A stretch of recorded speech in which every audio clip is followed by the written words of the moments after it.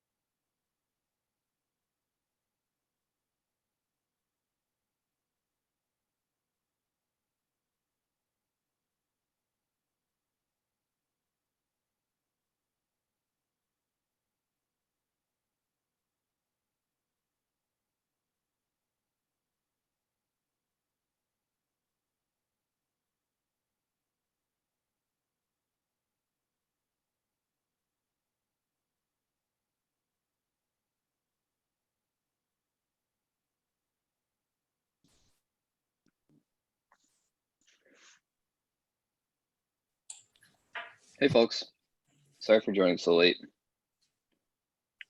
No worries. It's a bit of a disaster at my house this morning.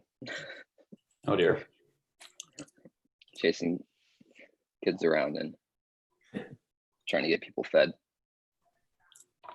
Sounds familiar. Yep. What's the best way to proceed in today's session?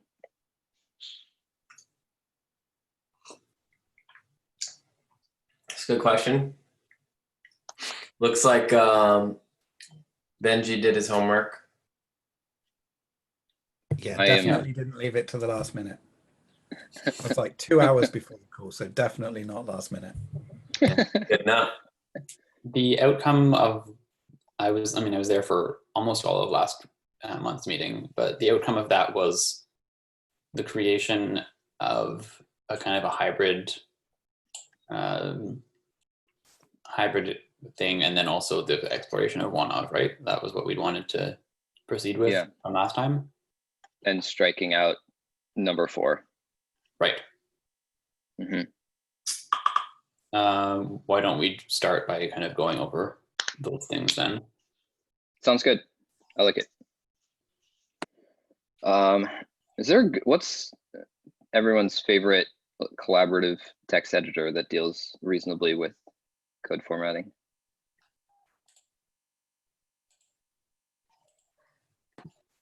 Are there any? What's the one by VS Mozilla? Code Live Share. VS Code Live Share is pretty good, but like we have to all already have it because it's a pain to set up. I do have live share set up. What's Me the too. one that Mozilla uses? I don't know. CoderPad?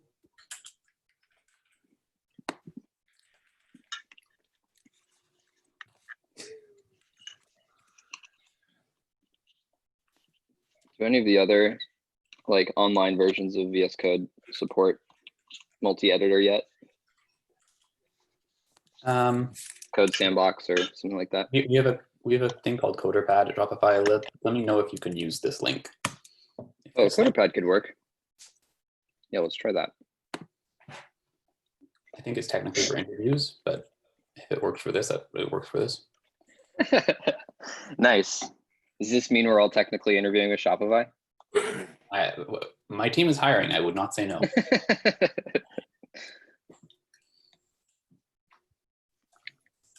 Oh, Sweet. Oh yeah, this is perfect because we can just type in plain text. Mhm. They have so many different language highlighting, but no GraphQL language highlighting. What if I do C? Oh, that's a terrible idea. We're just gonna do plain text. Where was plain text? Oh God, ruined it. There it is, plain text. cool.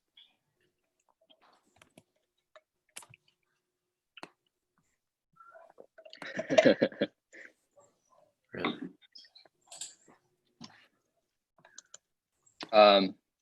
So hopefully putting together 6. I mean, it literally is just gluing together parts of existing things, right? Yeah, and we had some rough sketch. It didn't get very far, but Yeah. I think it's in the chat in Slack.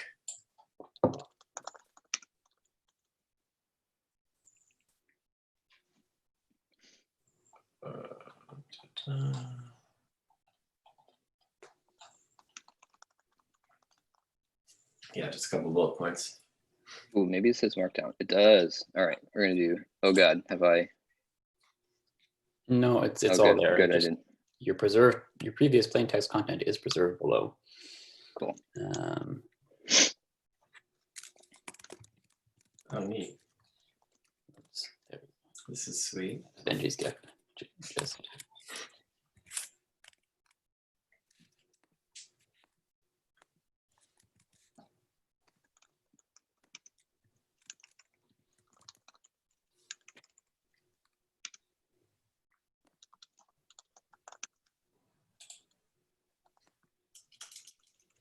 also, Benji, your guess that it was Google tracking codes, I think, is correct. I did a little more digging while we were waiting, and I think that's what was happening. I have a feeling that they add them like on click rather than having them there all the time. So if you like right click and do copy URL, it copies it without them, I think. It's really, really, really cheeky. Yeah, not terribly surprising, but cheeky.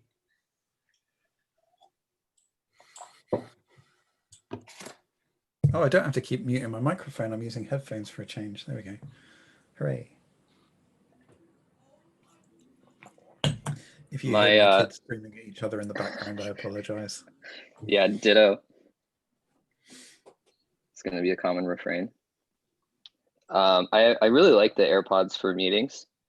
The only problem is that the battery life only lasts so long, and I find myself in meetings basically all day, and they'll die in the middle of a call, and then I'll just be juggling, turning the microphone back on and off, and it's kind of a mess. I've taken to taking one out and charging it whenever the first chime goes off, and then Yes. just making sure you remember to switch before the other one dies. That technique can work pretty well. Yeah. You just need 2 complete pairs, and then always have one. I've seriously thought about because I kind of am interested in getting the ones with the soft tips anyway, and then cycling between them so that one is always charged. They charge very quickly. Yeah, they do. Yeah.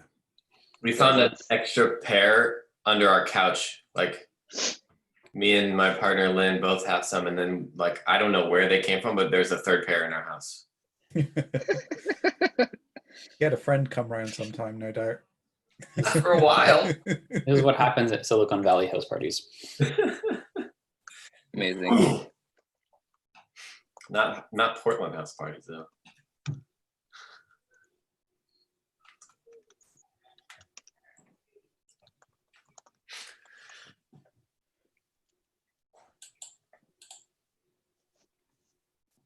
So here's the rough steps. Right. 3, and then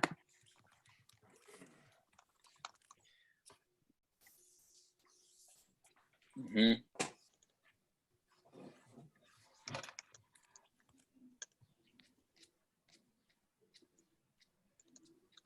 Oh, I love that this says Vim. How do I set up my shortcuts? this is the curse of Vim mode everywhere, is that you can't actually configure your custom Vim shortcut. All you get is the default bindings. It's like the uncanny valley of key bindings. Mhm. Is there a Love it. validation rule? It's cool.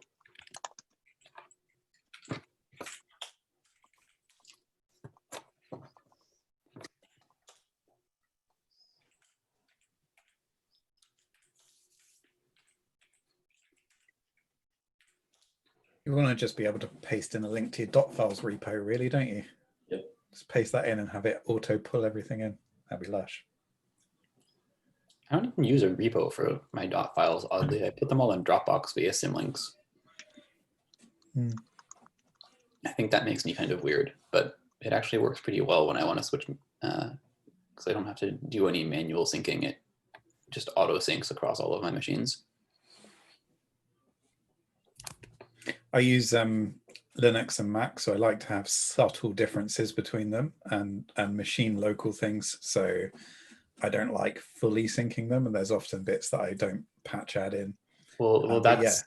So for my RCs that have that, I have local files that Are sourced. that source the version in Dropbox.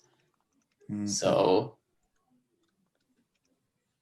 because I don't have more than one machine of any kind, so I don't have multiple Macs that I need to sync my Mac specific changes for. So those are just local, and then the common things get sourced into Dropbox. But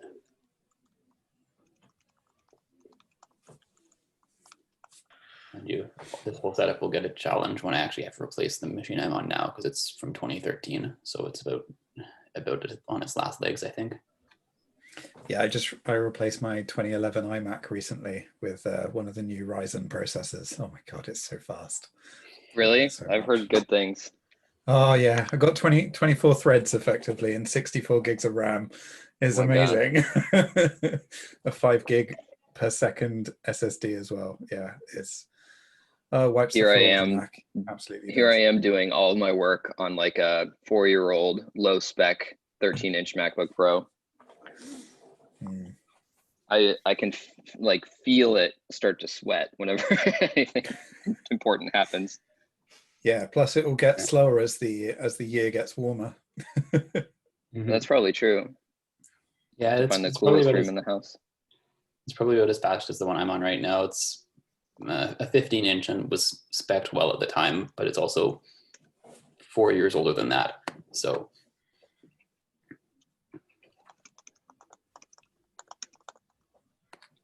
Well, if you don't need the mobility, I can highly recommend the nice new Ryzens.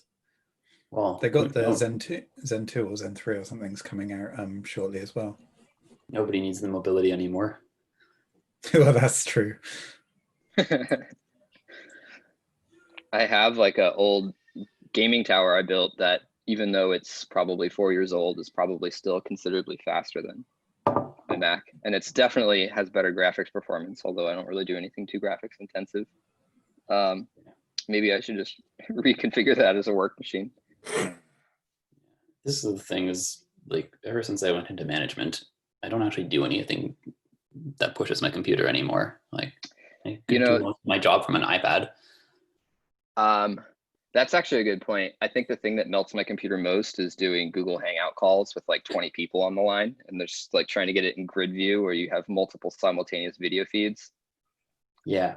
I feel like a graphics card probably could be helpful for that.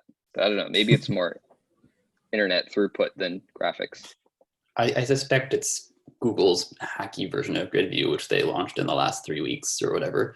Like, I've never had any problem with Zoom with a bunch of people. But yeah, Google Hangout makes everything sweat. Okay, we're getting a bit far afield, although it's a good conversation.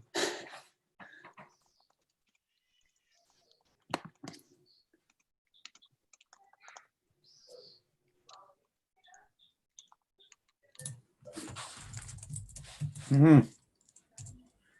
Yes, no custom bindings. This is JSON, Thanks. right? Sure. It can be JSON. This is what I get for living in JavaScript too long. I unquote my JSONs. I'll just say it's JSON 5, it'll be fine. Oh, hey, there you go. JSON 5 needs to happen. That just seems obvious. For sure, for sure. Okay.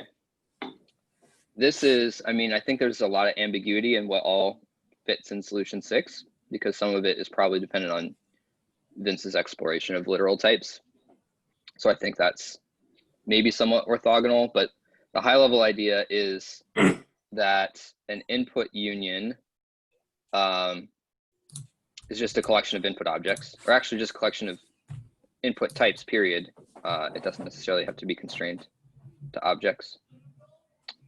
And then there must be, we must provide some way to explicitly discriminate rather than just structure, because we ruled out solution 4. And the way to do that is by allowing type name as a legal field in any input object. And we can come up with rules for how that works in existing input object fields. And now we should also probably narrow down any rules that should or shouldn't exist for input objects, or sorry, input unions.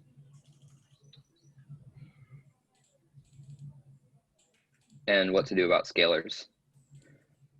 My sense is that we could probably stick with the idea of scalar types are allowed, but you can have a maximum of one of them in the union. That just removes all ambiguity about how to differentiate between custom scalars. Does that overlap with like ID, enum, and string? Yeah. I'm Those would not all be sure if considered- that or I'm not sure if that non-objects, we would call that. be sufficient, because some people use, for example, a JSON scalar.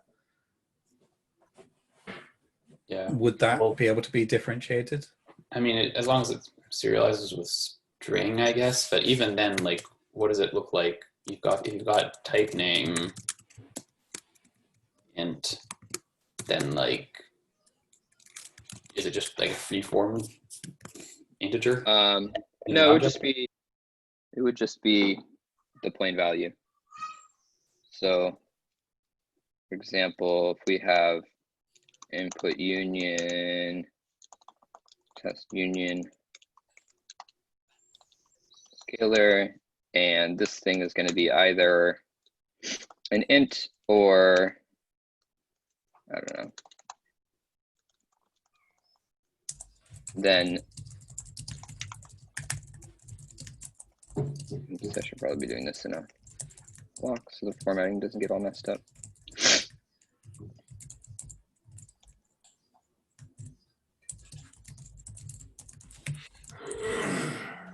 Oh, so you could have, because we only allow one scalar, you omit the type name entirely.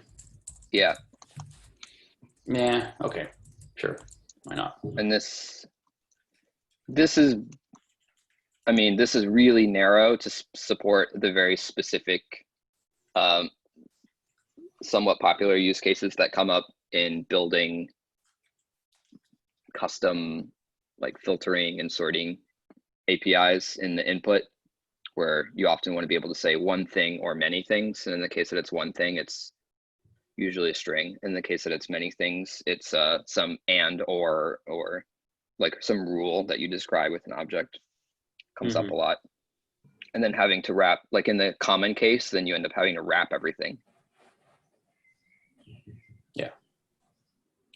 Which is no worse than it is on output. Fair, except in the input, you're actually writing the query. So Yeah. So my point before is there are people using raw JSON as scalars. It's actually Right. seems fairly popular. I don't think it's used in most like publicly facing GraphQL APIs, like the GitHub API or anything like that. Is it? I don't. I'd have to check if it's actually part of the API which is publicly exposed, but it's part of the same schema as our public API. It just might be limited to internal usage only. I'd have to check. And is that stringified JSON or raw JSON? Raw. Mhm. We support it for JSON columns in Postgres and PostgreSQL as well. So I know a lot of people use that. But we actually took the module from someone else. And that module itself is popular. So I assume that it is a popular thing to do. Yeah, let me see.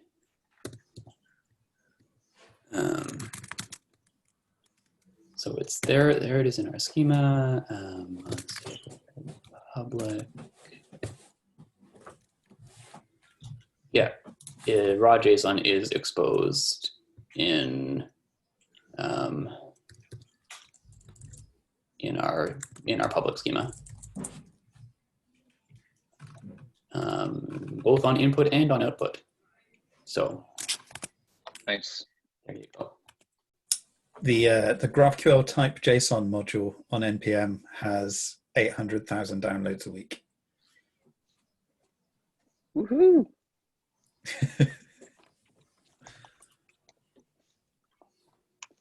We've avoided the stringified JSON, but we have a few scalars that allow open-ended input and don't do any validation from that point down. But Okay, really some ideas. try to avoid that. Some ideas for how to handle this, and neither are perfect, but should hopefully lead to good discussion.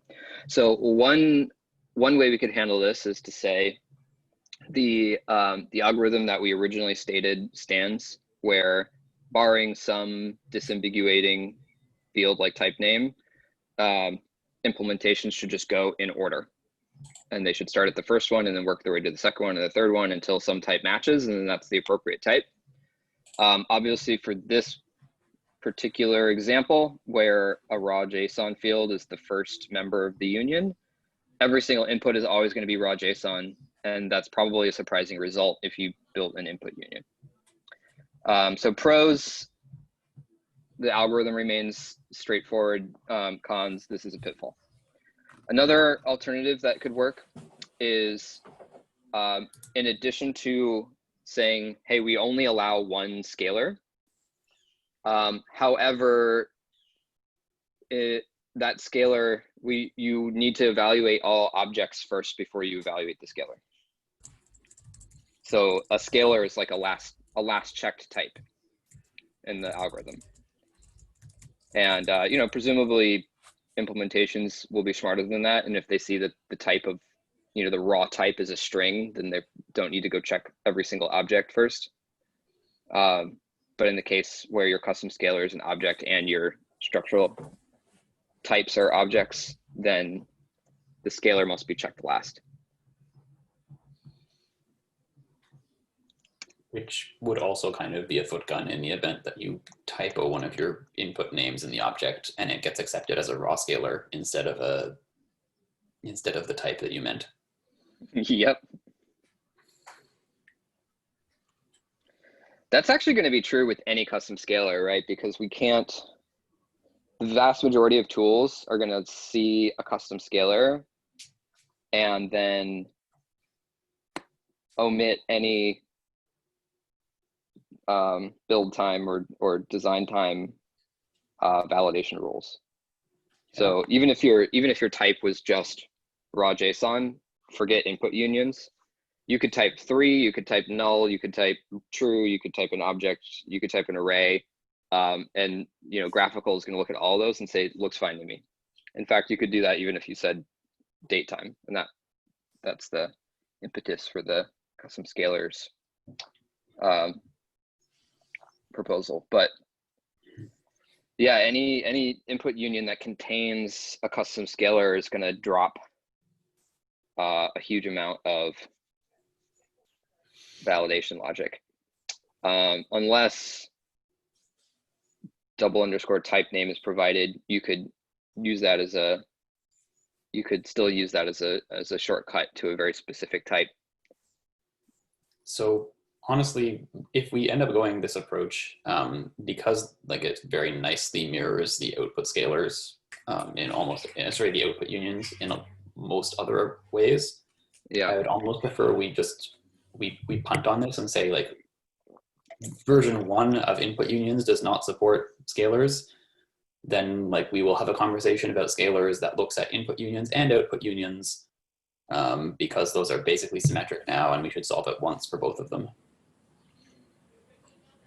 You're probably right, though I think it's still worthwhile for us to explore it, because I think it's inevitable that conversation will happen. So what we should at least do is not design ourselves into a corner where we choose a path that we have some, that we're kind of aware that future is not possible. I think like the argument for output types, including scalars, is a lot more clear. And so that one I think will eventually get more traction, even though there's plenty of ambiguity to resolve there as well. Mm-hmm. Okay.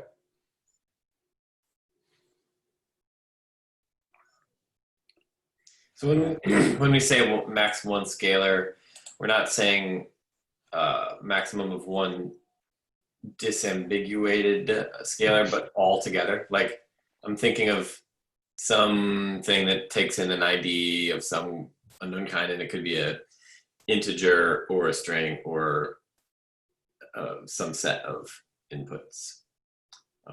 I imagine there'll be numerous use cases of that kind of thing. And I mean, it's easy to disambiguate like the integer from the other thing, but within the bucket of string enum ID, there's no. It's only easy to disambiguate integer from ID if your serialization format is JSON. It really depends. Like if your serialization format is protobuf, then it's actually quite easy to distinguish string from enum as well, and string from ID, because those all have different types in a reasonable protobuf version.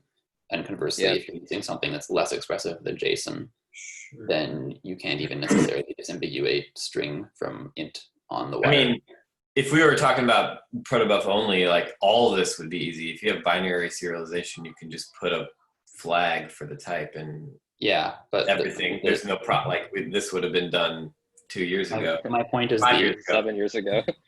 My point is the opposite. Is that if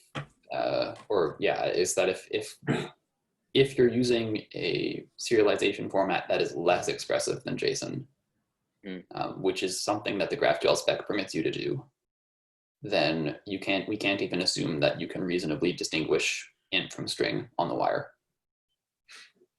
Should we use that as a guiding? I mean, I just kind of like I've never seen a GraphQL API that was anything but JSON. Has anyone else? Yes, they're not super common, and JSON tends to be near the bottom of the barrel in terms of differentiability. But it's not just what's used on the wire, it's also the language that you're using at either ends of the wire. So whatever you're using on the client versus the server, your ability to disambiguate there can also be pretty mixed. Fair, yeah. When you get to the set type language. Yeah, and like PHP, what's a string and what's a number? Well, a string with numeric characters is a number as far as PHP is concerned. So there's frankly JavaScript half the time. Yeah, that's true. JavaScript borrowed some bad ideas from PHP. Yeah, I think if one of the things that we want is the ability to disambiguate at the GraphQL layer, we want to be able to say GraphQL can provide some information to the internal system, then we have to be kind of careful and to what degree we allow this. And on that point, I hear the concern about custom scalars being completely unknowable, and therefore really, that's why I kind of landed on maybe the only reasonable thing that you can do is try every actually known type. You can try every object type that you put in there because those are known. And then only after you've tried all of those is it reasonable to assume that the scalar is the only option left. And if it's a custom scalar where there's just no validation logic at all that you can apply, then sure, it's that. I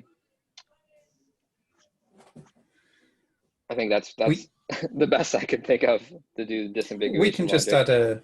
we could add a validation rule to it that just says if you define an input union with a scalar in it, the scalar must be at the end of the input union list. I like that. That's a simplifying force. That keeps the algorithm simple. Yeah, and it Then it's doesn't, visible. and it avoids locking us into the future. So one of the things that I'm thinking of is like the longer term future with output and input together. We may end up deciding that we do want to really just box scalars. Like there's a, you provide double underscore type name int and then double underscore value for the actual like value. In which case we don't want to, by accepting them raw here, we don't want to back ourselves too much into a corner on a format like that.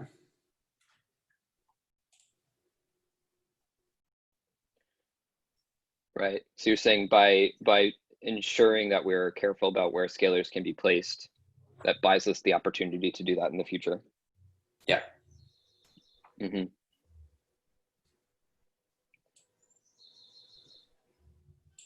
Yeah, that seems reasonable. You can always insert your boxed scalars just before your unboxed scalar. Right.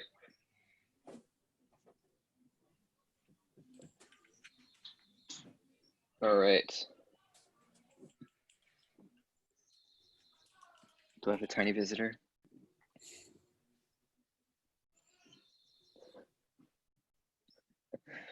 Someone has opened the door to the room.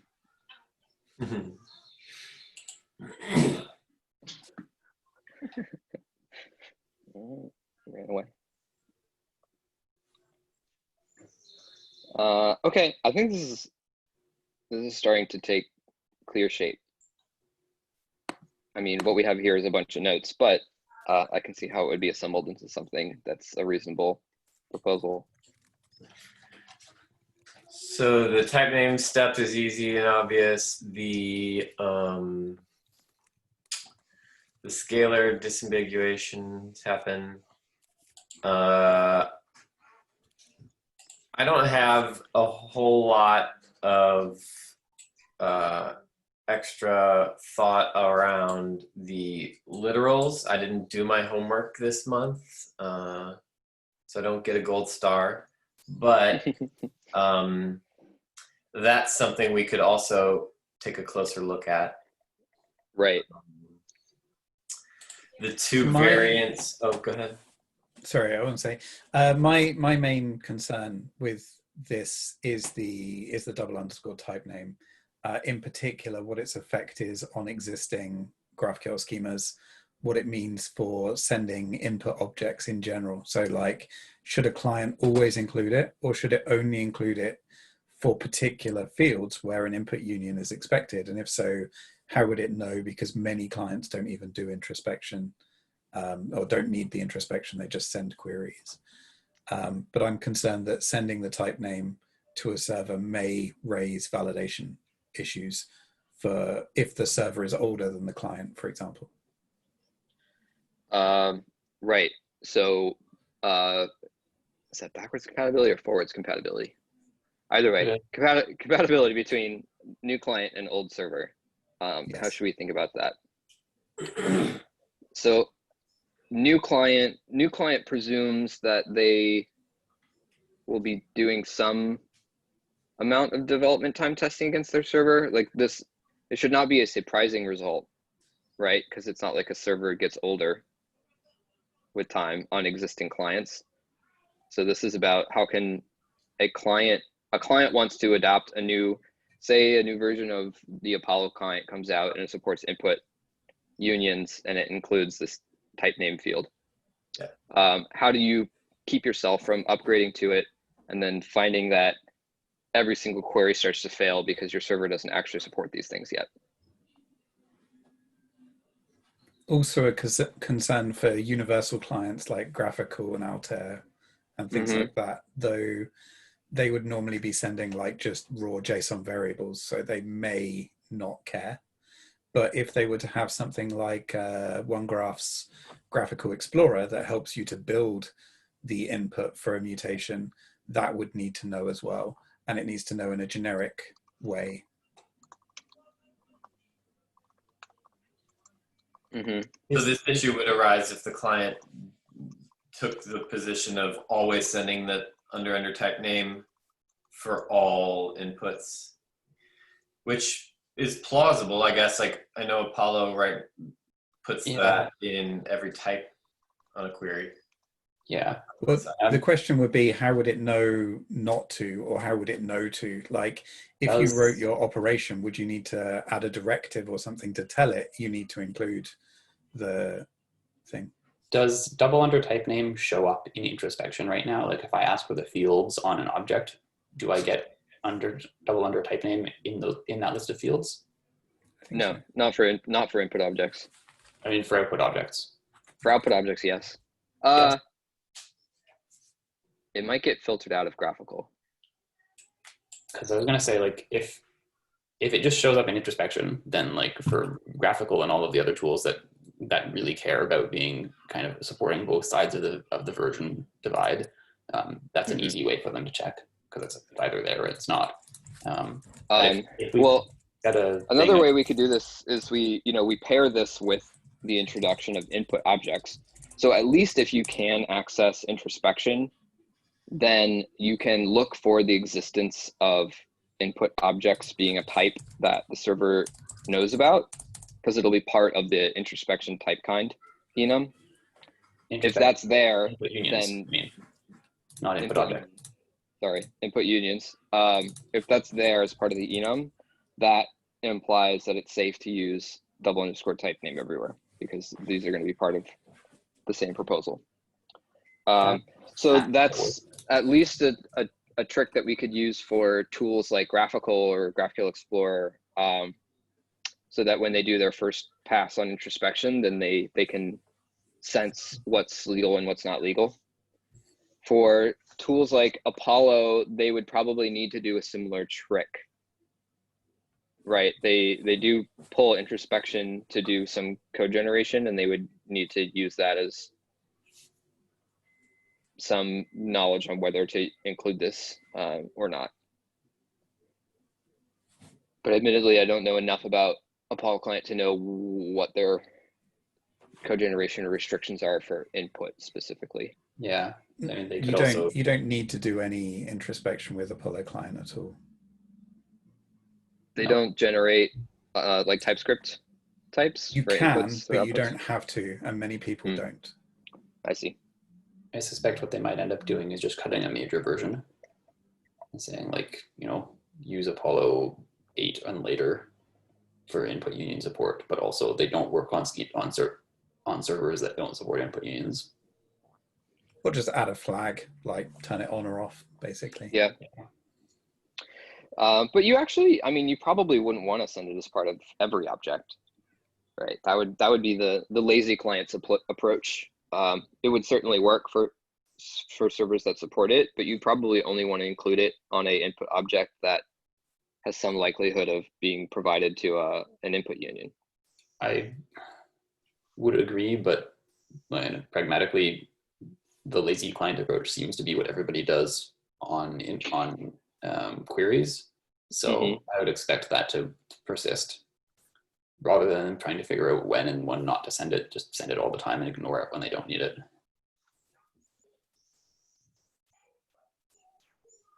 Yeah, I mean, they'll certainly figure out really fast whether their server supports it or not with that technique. Yes.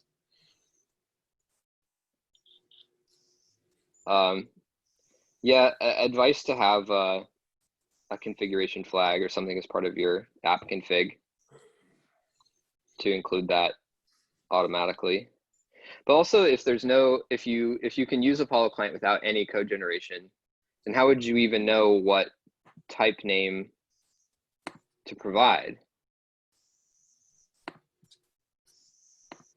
The client, like the actual developer, would have to provide that, right? Yeah, that is true. There's Yeah. similar in the way that with graphical, you would populate the JSON variables. You need to know. You In which need case, to know what you're sending. Yeah. yeah. In which case, this will end up being the responsibility of developers. So if you're using Swift or Kotlin, and that in that case you're probably using nominal types, then you could expect the client to just like take the name of the nominal type, have a mapping to GraphQL input types, and make this automatic for you.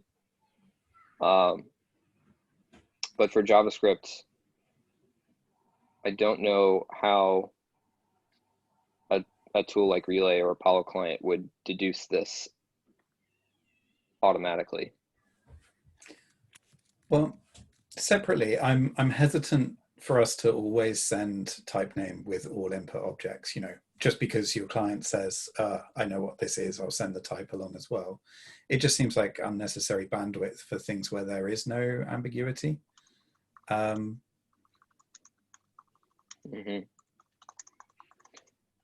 Yeah, and upload bandwidth is usually an order of magnitude more constrained than download bandwidth.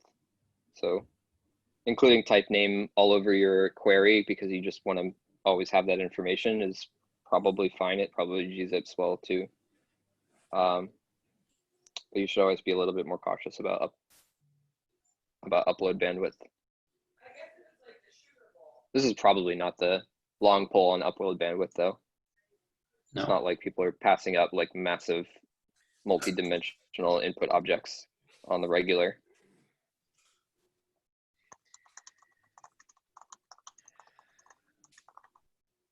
So is the concern more about that field being allowed on any input, or is it the use of it in general, even with input union? Well, if we required a way of indicating, not indicating through introspection, I don't mean, but indicating in the actual operation document that you send to the server, or that your client uses, or whatever, that it is needed, or just, yeah, I don't know what I'm trying to say, to be honest. You need to know whether to include it or not, but you don't necessarily have to put it everywhere. You only need it. You literally only need it for the input union fields. So if you were going to do like type generation in TypeScript, for example, you would effectively have two different input types for each, two different types for each of the input types. One that doesn't need the input name and one that does. And the one that does would be used wherever you were using an input union. And the one where it's optional would be used everywhere else. Yeah. It's a good point though, because clients that can automatically provide this likely will do it always. And it's only really because JavaScript doesn't have that information at runtime that it can't do that. And actually it probably, I mean, you could imagine a framework being built that does have that information. You could code generate all of the input object constructors. And so you could say, you know, new my input object, and that just has a serialization function on it that includes the _type name field. And that would be a completely reasonable thing to do. And then that would likely end up including it for every single input object, not just for the ones provided to input unions. And so a client that does that would need to look at introspection to know whether that is a feature that they should enable or not. But in the case that they don't, in the case that it's left up to the developer to provide this, my sense is that the vast majority of the time, the developer won't do it. I expect that most uses of unions will be structurally unique most of the time. And in the cases where they're not, then it's a burden on the developer to provide dunder type name to explicitly discriminate.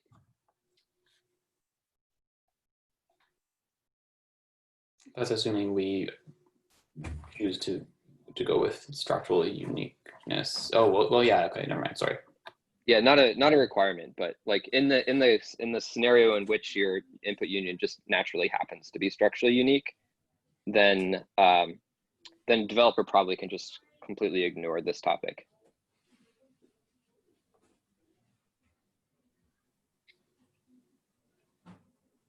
So whenever there's a discriminator field, whether it's the undertype name or a literal, the situation arises where an input's membership in another input union puts a restriction or an implication on it itself, right? So like, I think one of the aspects of what Benji's saying is if input cat is a part of input union pet, there's now two versions of cat. There's one where it's used alone, which has n types, and then when it's used as a member of the input union, it has n+1 fields, sorry to say. So there's like, it becomes two things in a weird way.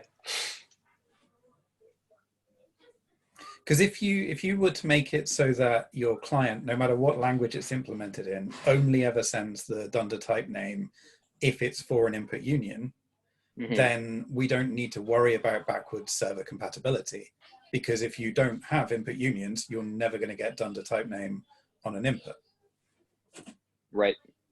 It just completely gets rid of that problem. But we'd need to know a way of indicating that to, you know, code generator or whatever. Yeah. Well, and presence of input union type in the introspection kind of like list of kinds would be that. Yeah. So I think there isn't a problem then.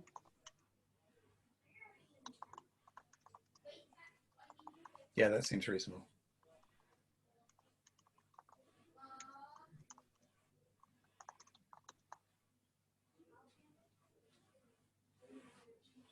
The question really is, should we accept it? I suppose it's okay to accept it everywhere else, but like, yeah, should we discourage the sending of it for backwards compatibility and only recommend that it's sent for input unions? Or should we just say, if your server supports it, always send it. If it doesn't, never send it? I mean, I don't think we have to make that call one way or the other. That'll be up to clients. Yeah. Yeah, I think either are reasonable. The trade-offs on each are totally defensible depending on what you care about more. If you care about implementation simplicity, you'll probably just always send it. If you care about performance over the wire and are willing to forego some implementation simplicity, then you would be sensitive to the specific case in which you're serializing the variables to be sent over the wire. But so I can imagine some sophisticated clients being really clever about how they do this, and some smart engineers patting themselves on the back for squeezing a couple bytes off the wire. But if they don't, it's fine. And it's also probably reasonable to say that the absolute maximum client simplicity is the client won't do anything for you. If you want to disambiguate this, that's up to you. You gotta include this field name yourself. I have another concern about the structural structural disambiguation when it comes to like nested input unions. So if you've got something that is an input union where one of the fields on one of the types is also then another input union, maybe the same one, maybe a different one, it might be more expensive to go through because you have to effectively loop through the first one, then see if the next level is valid at that, and maybe then another level before collapsing back and then trying the next one in the ladder. So the complexity could explode there. Obviously, it requires the schema to be written in such a way where that would be possible, but it does seem, you know, there is places where that would be necessary.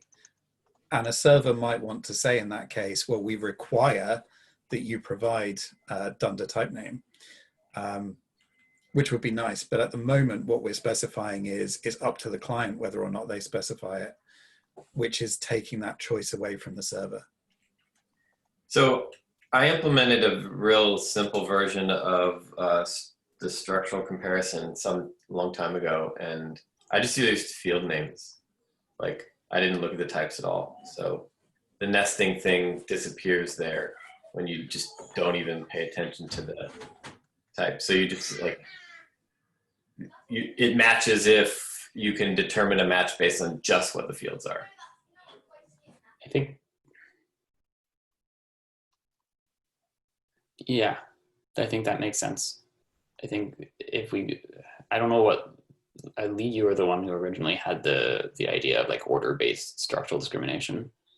I don't know what you had in mind specifically, but I think field name only probably is the right, it seems like the right approach because it avoids the recursion issue that Benji just pointed out, and because it gives you better error messages in the case where you like were clearly intending it to be one thing, but you just mistyped one of your values. You'll get an error that's like this, you know, subfield has the wrong value versus like could not tell what type of union, what type this was even in the union at a higher level.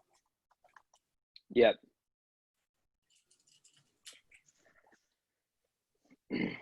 I like that conceptually, but I think one problem with it is we know already that there are people out there that are using boxed types for output unions because it's the only way to do it with an output union. One of them commented on the one field PR and described what they were doing, where they had a value that was a Boolean or value that was an int or value that was a float. And in that case, all those fields have the same name. Now, obviously, if you wanted that to be part of a union, you'd then have to require that they had differently named fields. But that's not always the case. Like for a basic thing, the client provides type name at that point. Yeah. I don't think we can require that they have different field names. That gets us back into solution 4, and I think that's the reason why we ruled it out, was that over constrains the design space. But Benji, I'm trying to, first I want to understand this potential for, because I think there's two separate concerns here that we should dive into. One is about computational complexity, and the other one is about an ability to provide salient error messages. So for computational complexity, I think that the computational complexity is a combination of linear on the total number of types that are available and also linear on the size of the input itself. So for example, I wrote up just like a recursive one here where it refers back to this input union type. And you know, you can get into a scenario where you're valid all the way down until, am I thinking about this the right way? Sorry, just let me read it.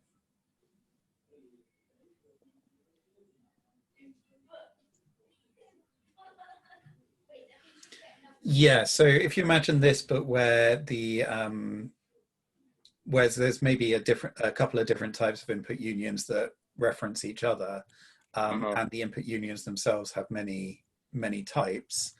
As you read through the first level of a type, you may have to. It's like with a parser. Like you have to look a bunch forward and then roll back to a previous failed state. Effectively, it becomes exponential, where the exponent is the number of types in your union. Here, let me finish the example.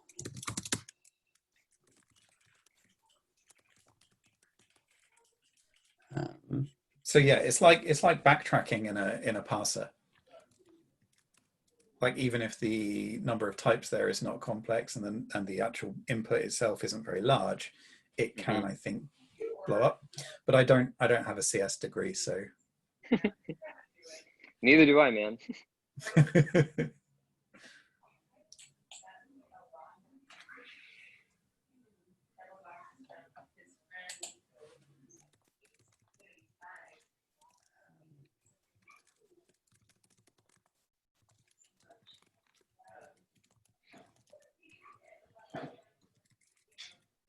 So in this example, I think this example with T1 and T2 and T3 and T4 captures it pretty well, because to disambiguate, well, it actually is ambiguous right now. So like A and whatever.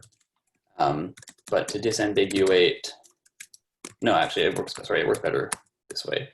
To disambiguate what type is meant for field many, you have to look at like you have to go through 4 different input types. And for each input type, you also have to check, well, okay, which, in order for it to be type T1, it has to have a field called field, and that field has to be of type many.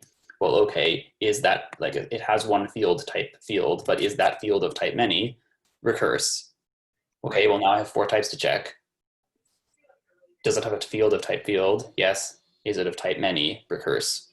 And so you end up, for as many, for a input type of depth D and union of n types, you end up with D, n to the D complexity.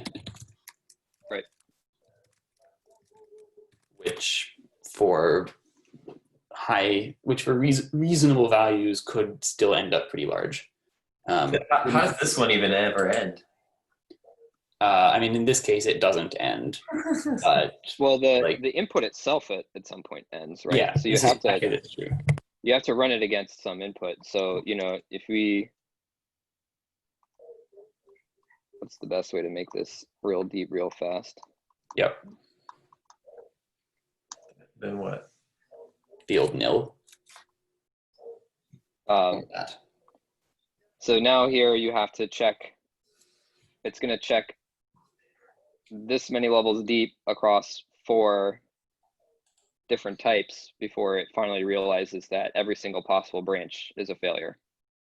Yeah. Because it's not smart enough to realize. Yeah, so it would be 4 to the power of 8, wouldn't it, as you've said? Mm-hmm. Yeah. Which is big. Some reasonable value of big. Well, when I Yes. read this, it looks like this one can't do any kind of structural analysis and would require some other mechanism, even just at this first. Well, yeah, I mean, this Just fail right is away. a little bit of a degenerate example, but that's okay for discussion. This one either will evaluate to T1 or to nothing, because T1 through 4 are equivalent, right? Yeah, you could certainly do this. You could even kind of like make them optional or something, or there's certainly a way to make something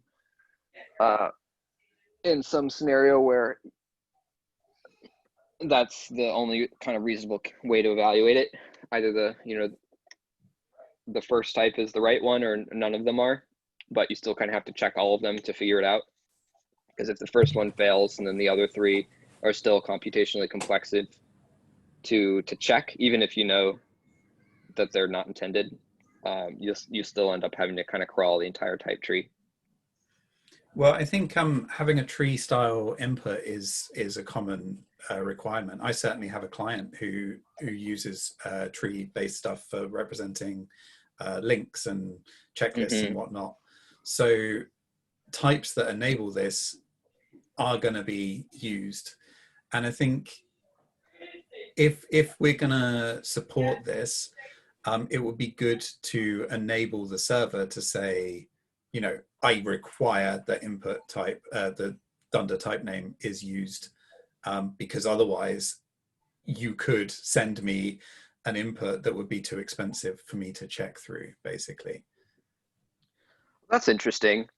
So we provide a ability for the server to just early reject a field. So for example, in this case, it could get, what's this one is 4 to the 8. So there's, some 65,000 potential paths.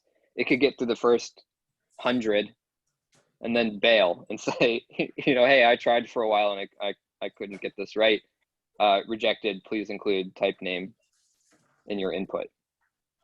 So Yeah. I don't know what the exact right phrasing for that is in the spec. It's probably some form of a may. So in a scenario of, so a server may require type name for some input unions. Example of which maybe if it's tried to find a match and exhausted its computational budget. I would prefer to stay away from that because it would make adding a type to an input union potentially breaking. Yeah, it effectively gives you the straw that broke the camel's back style of all my queries have worked until now, but now Bob's tried to add 50 things at a time rather than 49, and his query is no longer valid. But in a way that can't be easily detected at compile time.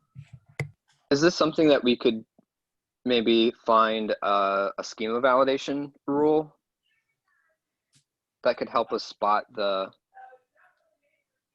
difficult to disambiguate types? Because this one is obviously an example, so it's going to be a degenerate case, but can we think of an example that's a realistic case where this could happen, and how we might be able to spot that? It's any cycle in the graph that has an input union at one of the nodes, which is easy enough to specify like that, but would be hard to check because you'd have to find all of the cycles in your graph, which is like, again, possible, I mean, and not terrible, but probably can be quite expensive for large schemas. Right. And the cycle itself is not necessarily the only problem, because you could have a disambiguator, right? Like here, you've added A, B, C, and D, which means you should be able to, with linear complexity, immediately rule this example down here as, except they're optional. They are, yeah, you're right. Yep. In the scenario where they're optional, then yeah, you're totally right. If they were required, then you could rule them out. Yeah, if they were required, it would be easy, but without them being required, it's a problem. Yeah, you just stop at the first one and say it doesn't have any of these required fields, so it's not valid for any of them. Stop. Exactly.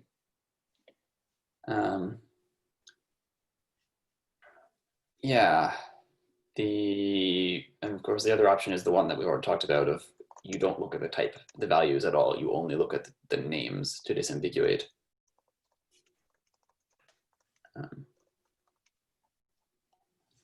In which case there's no need to recurse either.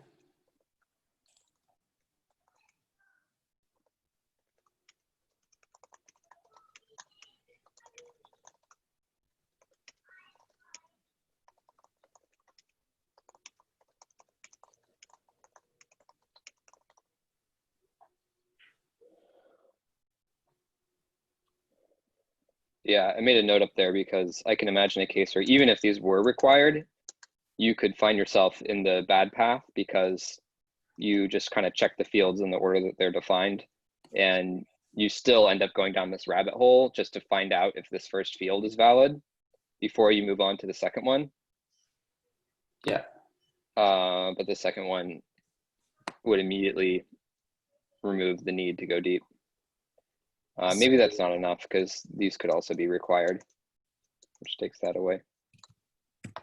Yeah, so looking at the field names only and not the values seems like kind of the most effective fix for this, but it does lose us a little bit of expressivity because you can no longer have like 1 T1 being, you know, a int, and T2 being a string, and those can't be in an input union now. Well, they can be in an input union, but they can only be in an input union if the client specifies the type name, because they are ambiguous on their own. That's a good point. And I think You could disambiguate some scalars, but Well, there's also the same problem with int, enum, enum string and ID there. so. I mean, if you do, if we do the order-based thing, and the user provides, what will actually happen in this with an order-based discrimination, if the user provides a string, then the order-based one will stop at the int version, and you'll get a type error on A, rather than a discrimination error on the union itself, which would be kind of gross. We could try not to do that though. Yeah, I mean, the way that we produce error messages, I'm not worried about the error messages case here. I'm worried about the disambiguation ability, because that's going to be the case anytime you find yourself in a position where a deep field is the source of the error. Then when you disambiguate, you know, you want to be able to say that it's not T1 because A was not int, right? Or rather, the first one, in this case, the first one will hit an error and therefore not be a match.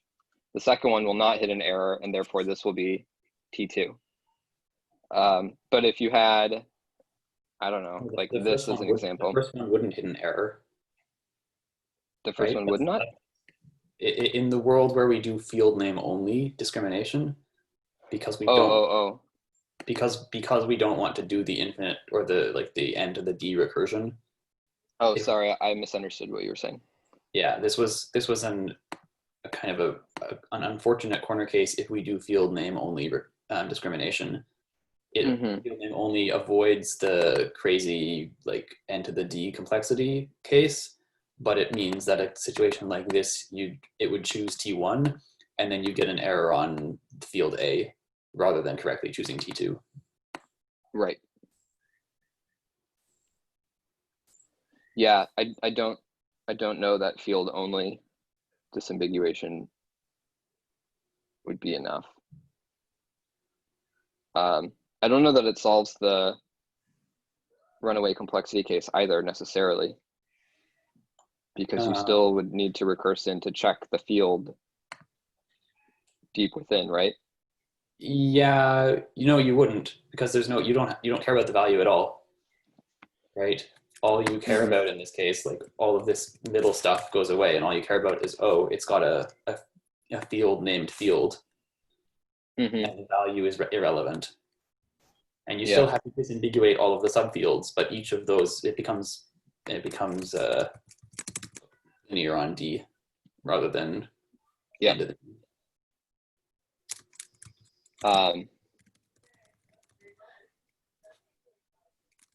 Right.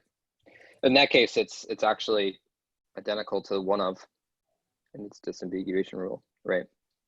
Because one of would always have some field there to use as the disambiguator. Yeah.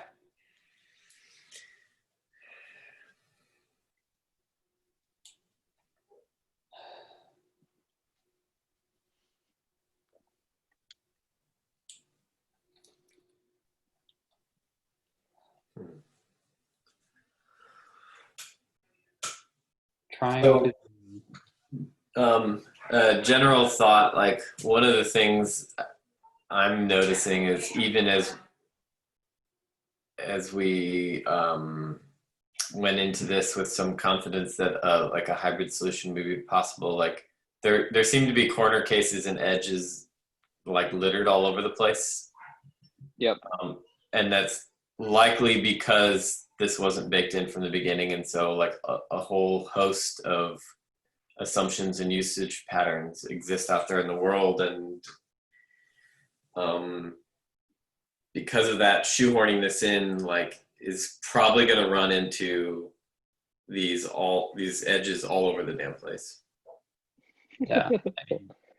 Yeah, I mean, I'm convinced that we've handled the majority of them, but you're right that it is a little bit of a walking minefield. Yeah. Structural discrimination is difficult. And so I think kind of at some point we have to make the call, either like we're going to make it really, really complicated to deal with all of these possible edge cases as well. And like maybe most of the time, most clients won't need to care and most servers won't need to care, but like there is a lot of complexity in specifying all of these edge cases. Or B, we decide to make it reasonably simple and just eat the fact that yes, sometimes your implementation will be exponential and your server will just have to bail on really stupidly nested input unions.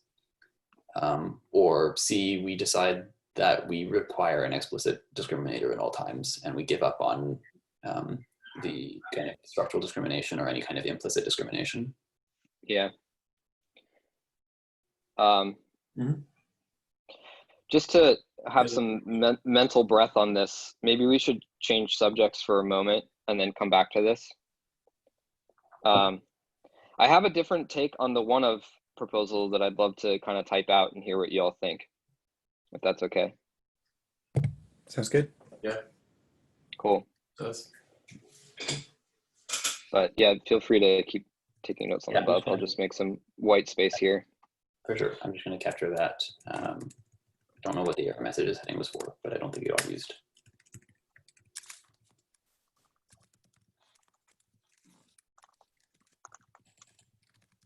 Did you have a look at the notes that I wrote up 2 hours ago, Lee? I did not, no. Do you want to scan over them first and see whether they cover the things that you're gonna cover? Yeah, let's do that. Possible. I'll let you do that. Oh, okay. Yeah, sure. Cool. I guess it would make sense to share my screen. That way we can look at. Sure.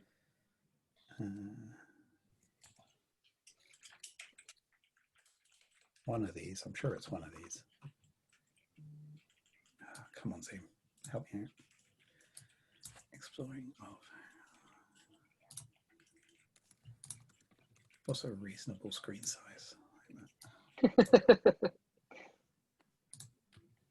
Cool. Do you see my one of exploration window? Yeah. Yes. Awesome. So this is a gist on GitHub. You've got the link in one of the chats somewhere. So just imagine that we've got this cat dog example. I've been careful to have the inputs end in input to make it clear. Then like these pets have owners. I've also introduced into it an enum for like a colony. So if you don't have a cat or a dog, but you have instead a ant farm, then you would have a colony as your pet. A colony doesn't need a name. But yeah, so it's another thing that could exist. Also, You don't name your colony? You don't have to. Every beehive needs a name. That's fair. I think my dad would get tired naming all of his beehives. So anyway, so we were talking before about the different shapes that the one-of could take. And I've said all along, like I introduced it as a directive because it's just the easiest way to tag an existing thing.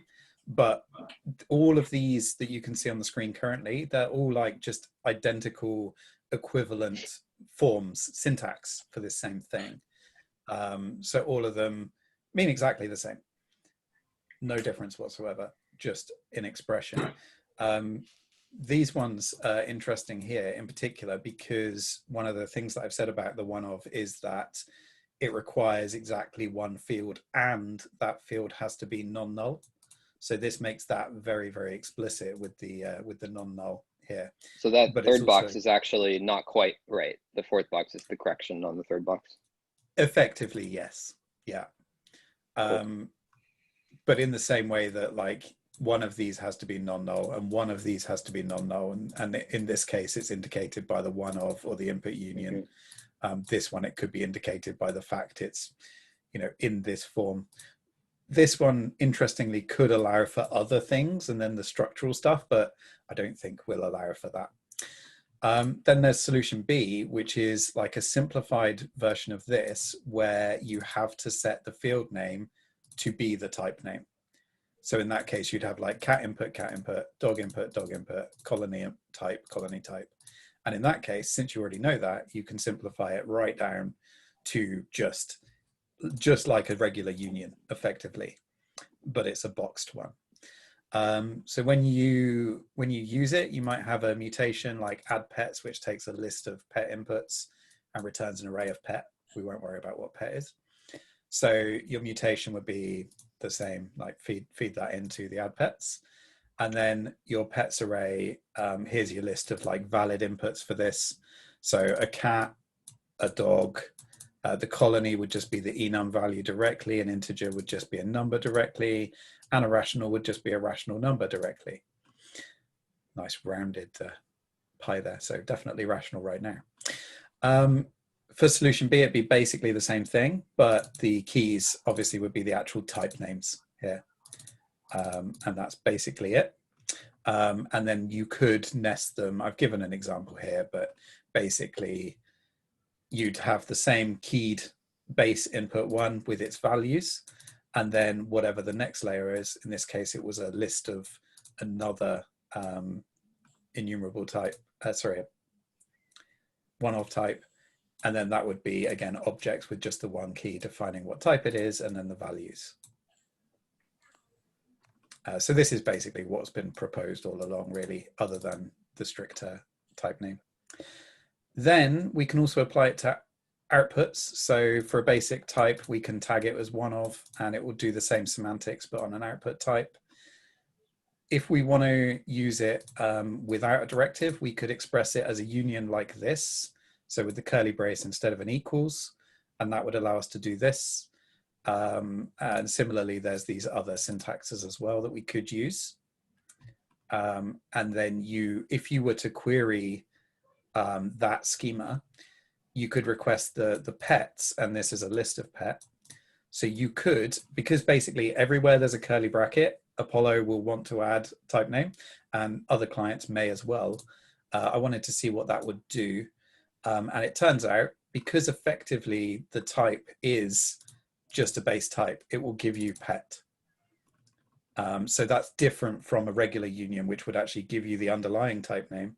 This one will just give you pet, and then your cat type name would be your cat, dog type name would be dog, as you would see here, basically. But all pretty straightforward, then commented on what I said about before. So the main differences between querying a one-of versus a regular union would be that one-of unions, you don't need to use fragments when you query them. One-of uses the wrapper objects, and the type name on the root level is going to be giving you the name of your one-of type rather than the actual underlying type.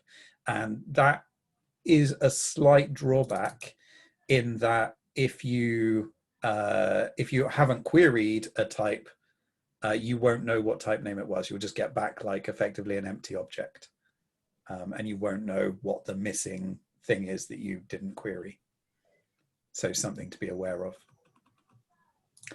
of. Similarly, we can do the same kind of alternative syntax for solution B, but we can't obviously use union here because that would be exactly the same as a union syntax. So in this case, I've changed the keyword to one-of, which is basically same as union, but uses tagged union. And then the result of that would be exactly the same as it was for the previous syntaxes. I've also then started exploring a little bit what it could mean for arguments.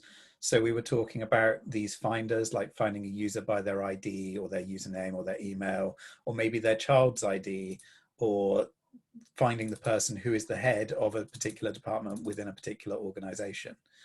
So you could combine those in an existing GraphQL API into something like this. but we lose the type safety on that, or the strict validation. It gets punted over to the resolver. So I'm not happy with any of the syntaxes that I've come up with for this. One is to tag the entire field as one argument. Don't like it. Another one is to put like a one-of directive here. Just kind of weird. That's not where directives go. Don't like it. Another one is to put one-of at the end of each of the fields. It's ugly. Don't like it. And this one is interesting. It changes the syntax for actually defining a function. So that's interesting, but I don't really like it. This one, finally, is actually the only one that I like about it. And that is basically where we just say, meh, its arguments are basically input objects anyway. So let's just feed the input in directly, and just change the syntax slightly so that it allows, if it doesn't have a colon, then it must be a type name, basically. That And that allows us to use the one-off directive. that ability to splat input objects into field arguments, like regardless of union usage, actually seems like it might be really kind of useful and interesting. It'd be nice, right? I'd like it. Okay. So yeah, I seem to remember exploring, before even thinking about input unions, just trying to find a way to unify the concepts of input objects and arguments, and feeling itchy that those felt almost the same, but not quite. And I remember landing on something extremely similar to what you proposed here in this very last box. And it didn't work, and I can't remember why. was it a parsing issue? I think it was a parsing issue. I almost put a note there. I almost I put think a it note there produced saying parsing ambiguity. Yeah. So yeah, it's interesting, and we'd have to look into deeper. Like, I'd love your input on that. Not that I was reviewing the source code of SpecMD before I before this call. Yeah. There's one other option that I think works well for this last bit, which is have a single argument that points to your input union.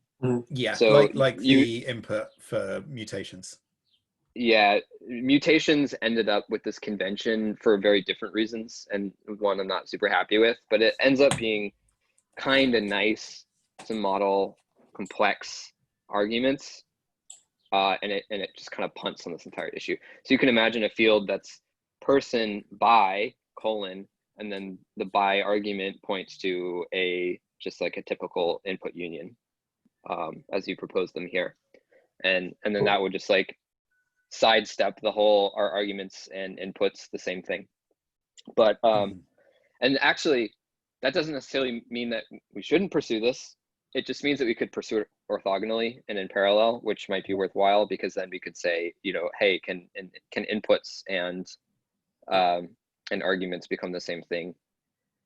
Yeah, totally. Careful On tweaking. that tangent, very briefly, like one of the reasons that mutations adopted a single input thing was to make variable passing easier. Yeah. And if we had an explicit splat operation, then that wouldn't be an issue anymore either. You could have 5 top level arguments on your mutation and still just splat it out of one variable. Mm-hmm. Well, you'd need a named type for that, right? So you would have to explicitly enable that ability. Oh, I think I'm remembering why this didn't work. I don't think it's a parser issue. I'm pretty sure you can find a way to write an unambiguous parser for this that's fast. I think it's an introspection and schema modeling issue, that you can represent this in the syntax language just fine, and we can kind of understand what this means. But this would be the first time that a field's arguments are a named type, where right now arguments is an array of argument fields. And so that would require some serious tweaking to how field are structured in introspection. GraphQL v2, it's time. Can we call it TreeQL?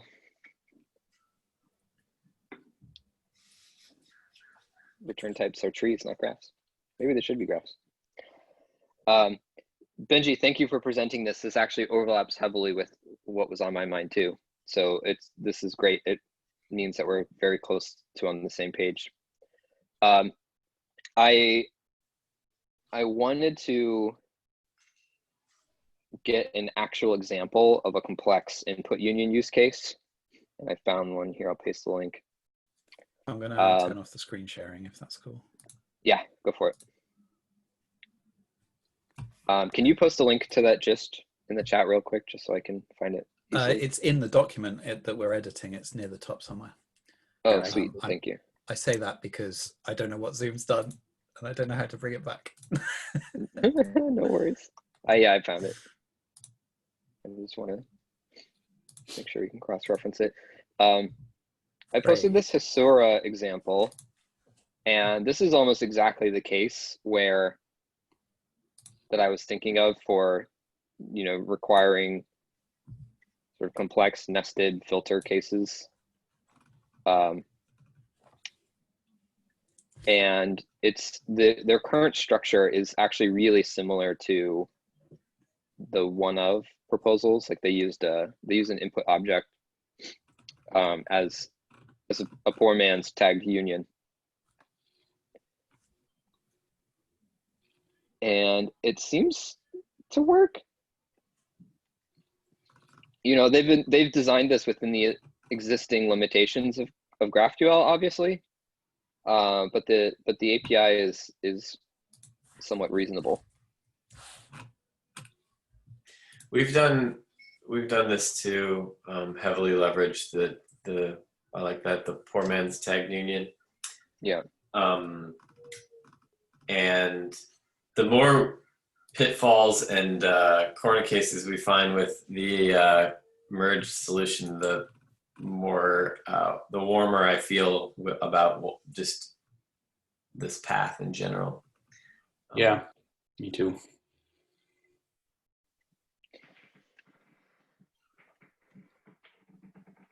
I mean, I don't mind the explicit discrimination only version of the other path, but I do acknowledge that makes it a lot harder to turn an existing object type into an input union, because suddenly your clients have to start providing values, and that makes it awkward.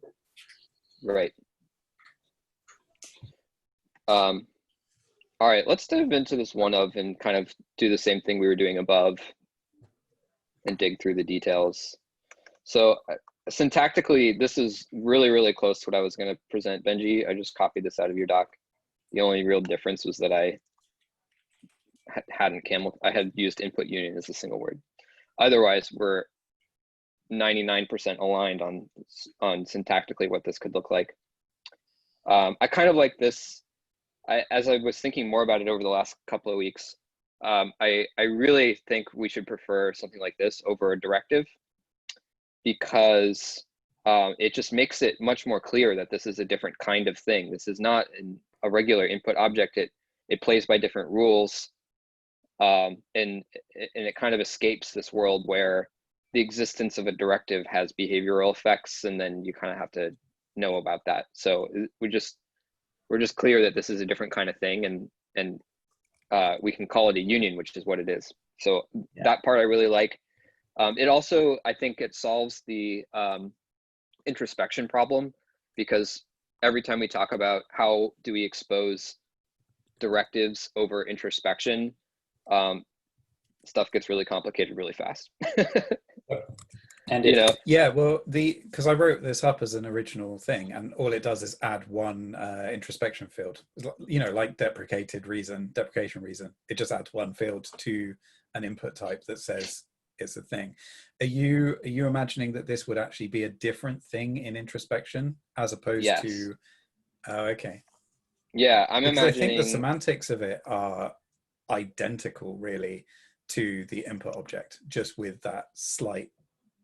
They are, but having it be an explicitly different kind of type means that we just escape the entire world of potential mistakes, where if you forget to query that field, like imagine coming back to this concern about new clients, old servers, and vice versa. So imagine you have something where they weren't aware of this new feature. So this is backwards compatibility. So you have a old version of Graphical that's not yet querying for this new introspection field. So all it sees is that this is just an input object, and it has fields.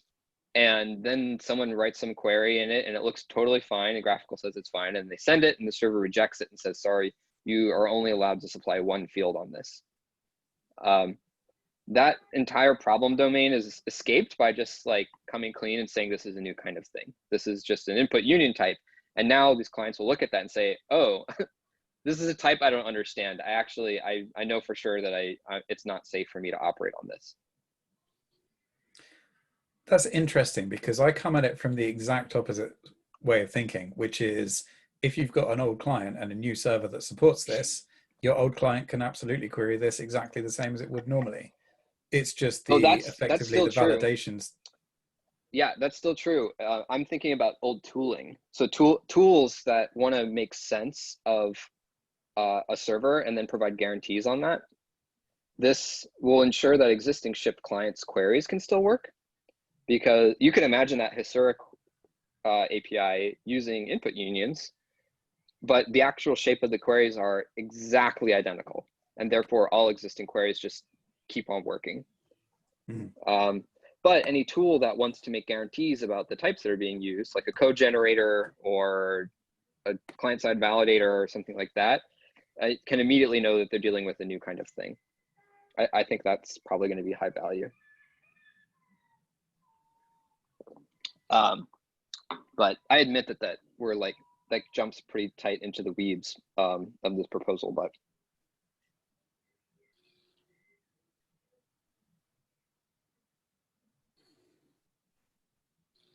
I buy Lee's explanation.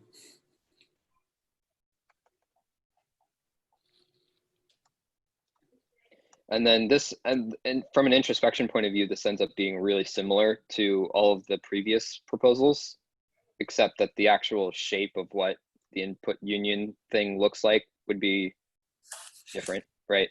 A new kind, but a very similar shape to input objects, where they'd have fields. Those fields would have values, so we could just copy and paste most of the introspection spec from input objects. Oh, tagged union is interesting. I was just thinking about what this, sorry, that's my little playground of what does this mean for output unions? Because while this is like parsably distinguishable from existing unions, again, the introspection and like how do clients deal with it or how does tooling deal with it makes it kind of awkward to support both the old unions and some new kind of new style tagged output unions, which we could just avoid again by calling it tagged union. This is purely within the domain of bike shedding, which is a place I love to be.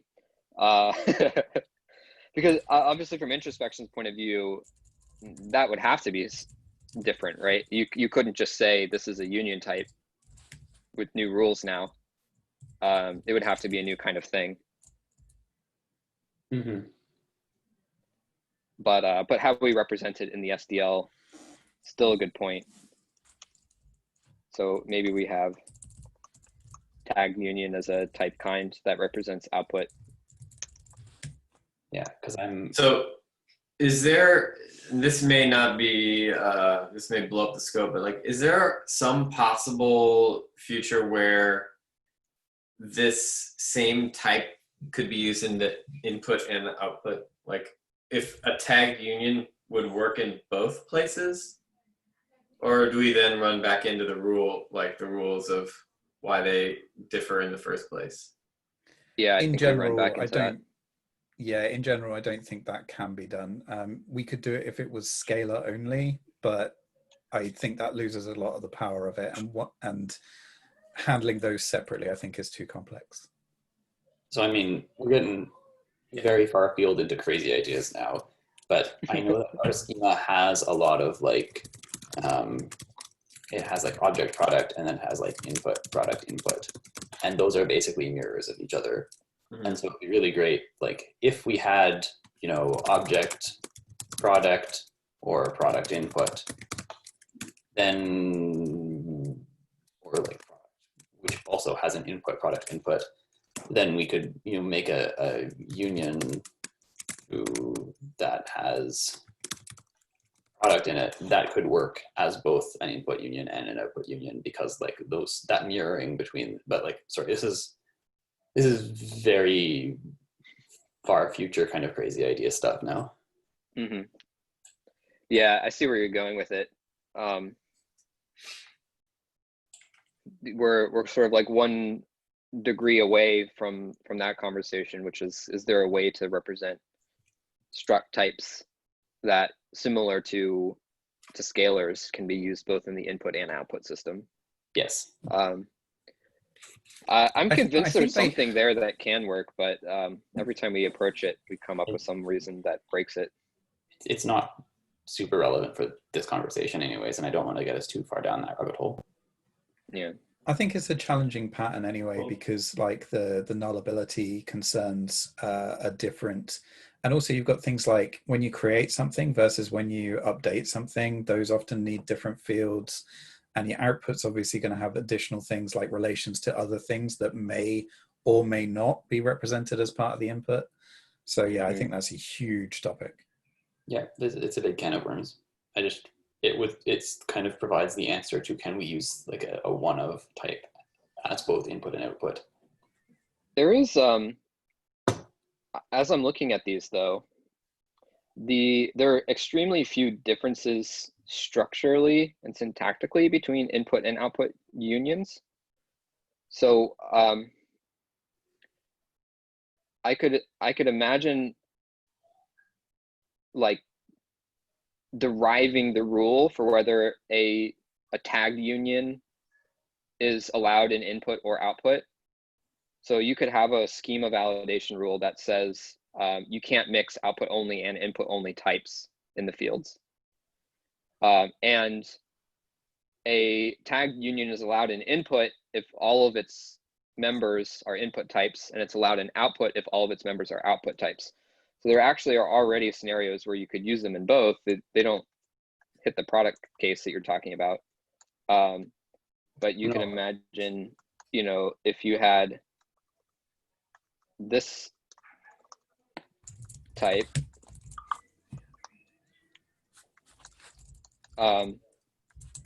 That can be. yeah. So, you know, if I can imagine this one being really frustrating if you had a type like this, why this type wouldn't be allowed both in input and output, right? Because all of its members are allowed in input and output.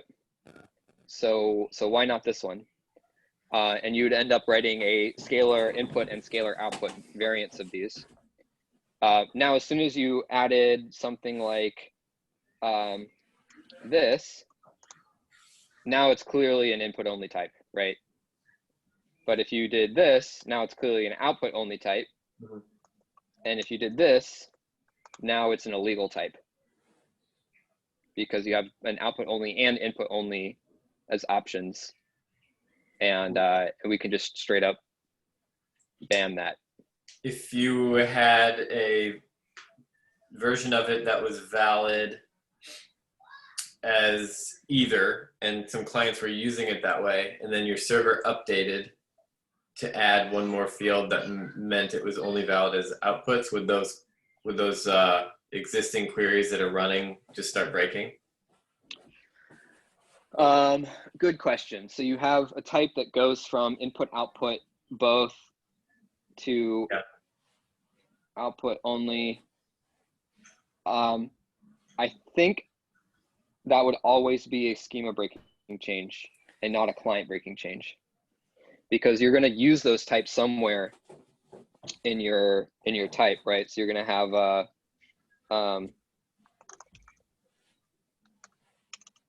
so where it's referenced in the schema explicitly puts it in one of the categories, right? Not how it's used by the client. So here, now you have a full case. Yeah.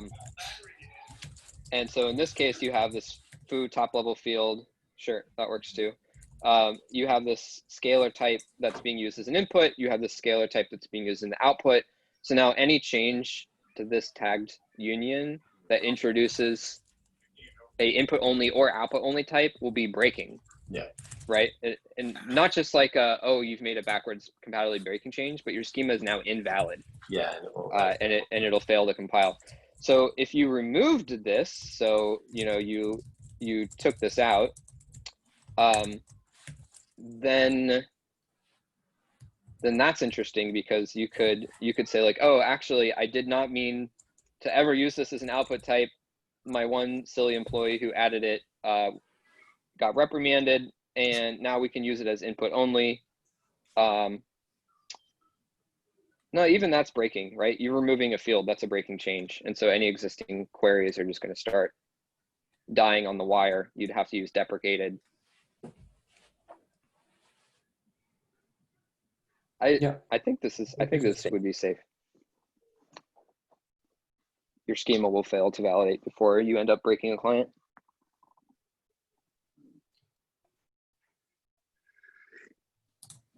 Interesting.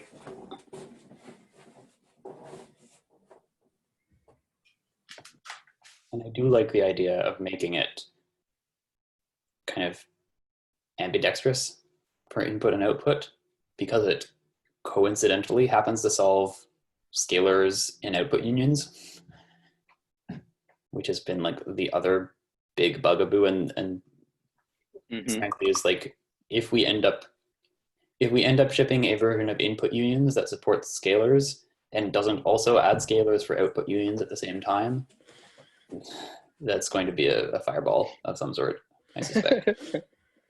Yeah. Well, and notably, it does it in a way that's compatible with existing input objects.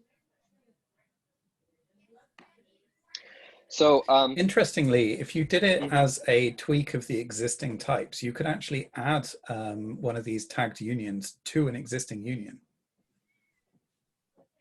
because it would just be an object type. Yeah. So that could let you add scalars to your union potentially by adding a tagged union with scalars to the end of it. Do we want to allow that?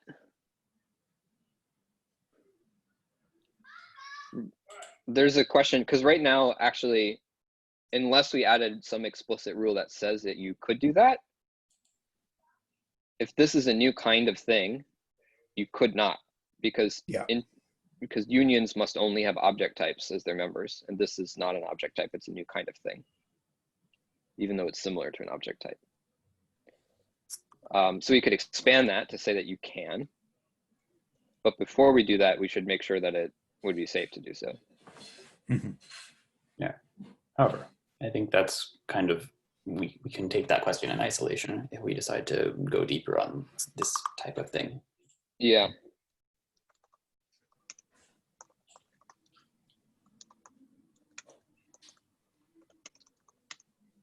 So are there any sort of drawbacks or edge cases of this variety of tackling the input union challenge as a whole, like by going with the one-up and requiring the wrapper object? I mean, certainly the biggest downside is that wrapper objects are going to be on everything where you want a union. But if the objects that you're unioning, if the members of your union already likely had structural uniqueness, then that's not going to be a huge deal, right? You could, like, if we're looking at the Hasura query filtering as an example,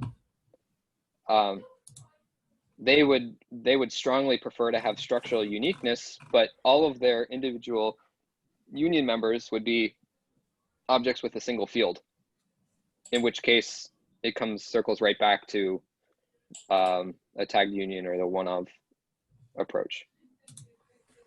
So another interesting discussion here is around the choice of this syntax, where you can have the field name like this, or the other one where it uses the type name. And since you're referencing the Hasura example, I know that they've got, for example, underscore GT and underscore LT for greater than and less than, which would both be of the same type. So in that case, the union of, you know, an int and an int or a float and a float wouldn't make sense in other systems, but it would if it was tagged like this. So that is showing Yeah. value in keeping the name. Also, the names are potentially more human. So saying a cat, this is a cat, rather than this is a cat input, I think is nice in itself as well. It's also more descriptive for things like, I want to find a user by their email or by their username, because both of those are just strings potentially. So it gives you the ability to do that with potentially a, you know, an input argument on your field or something. So if you're in agreement, I think this at least tells us that we shouldn't be using the most condensed form, which I called solution B. I definitely agree with that. Cool. So we'll rule out solution B, which means we're at least discussing just solution A, which is good. It's a good outcome. Yeah.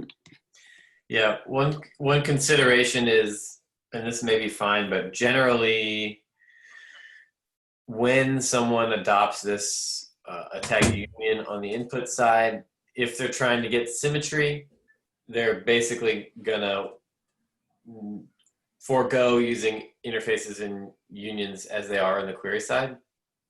So that may provide some more motivation to think this through and get it working on both sides and getting a syntax for it on both input and output.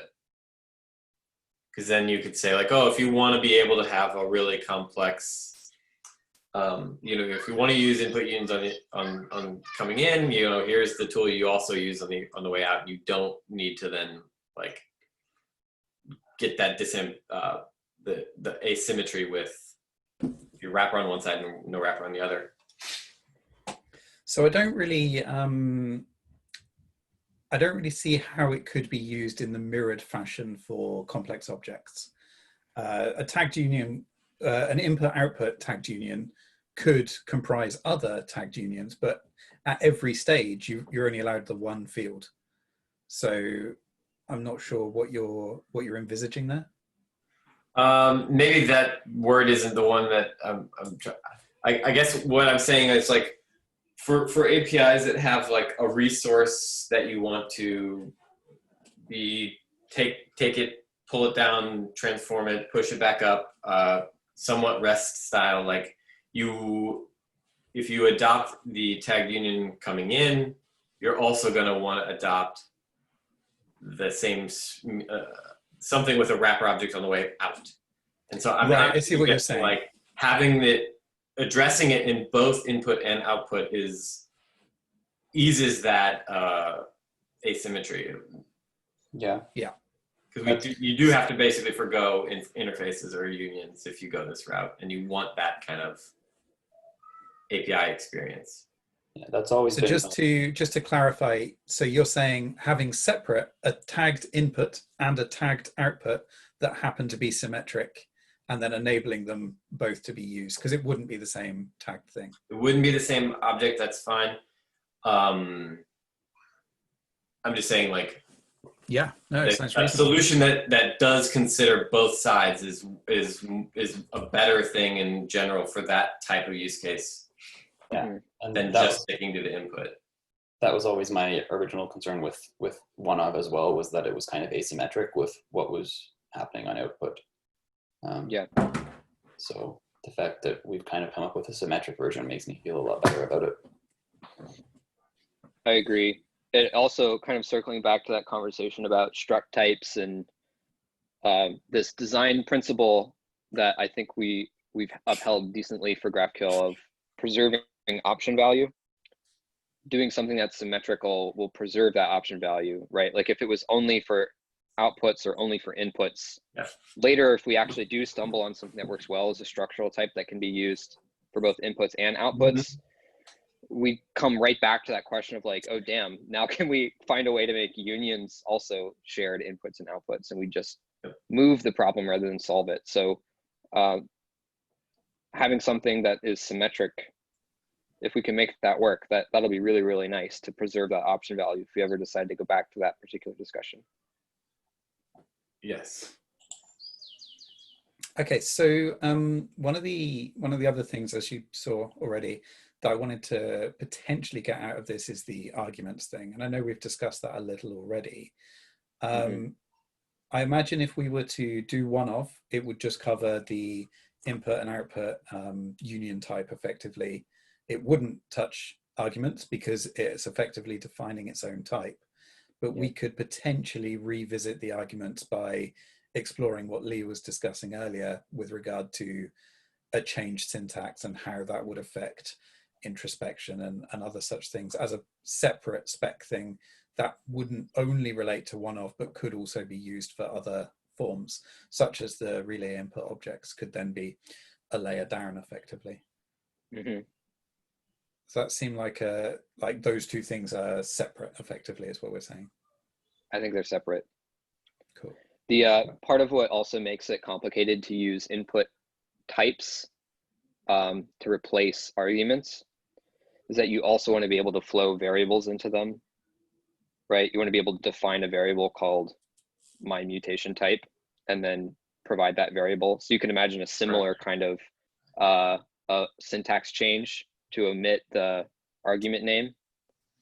And so you get a little bit of cascading complexity. So all the more reason to kind of keep that in its own isolated window. And if we have some, again, to the point of option value, if we have something here that we feel doesn't hinder that exploration, then that's a good thing.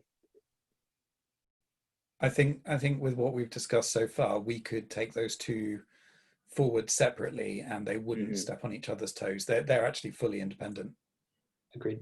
Yeah, that's great.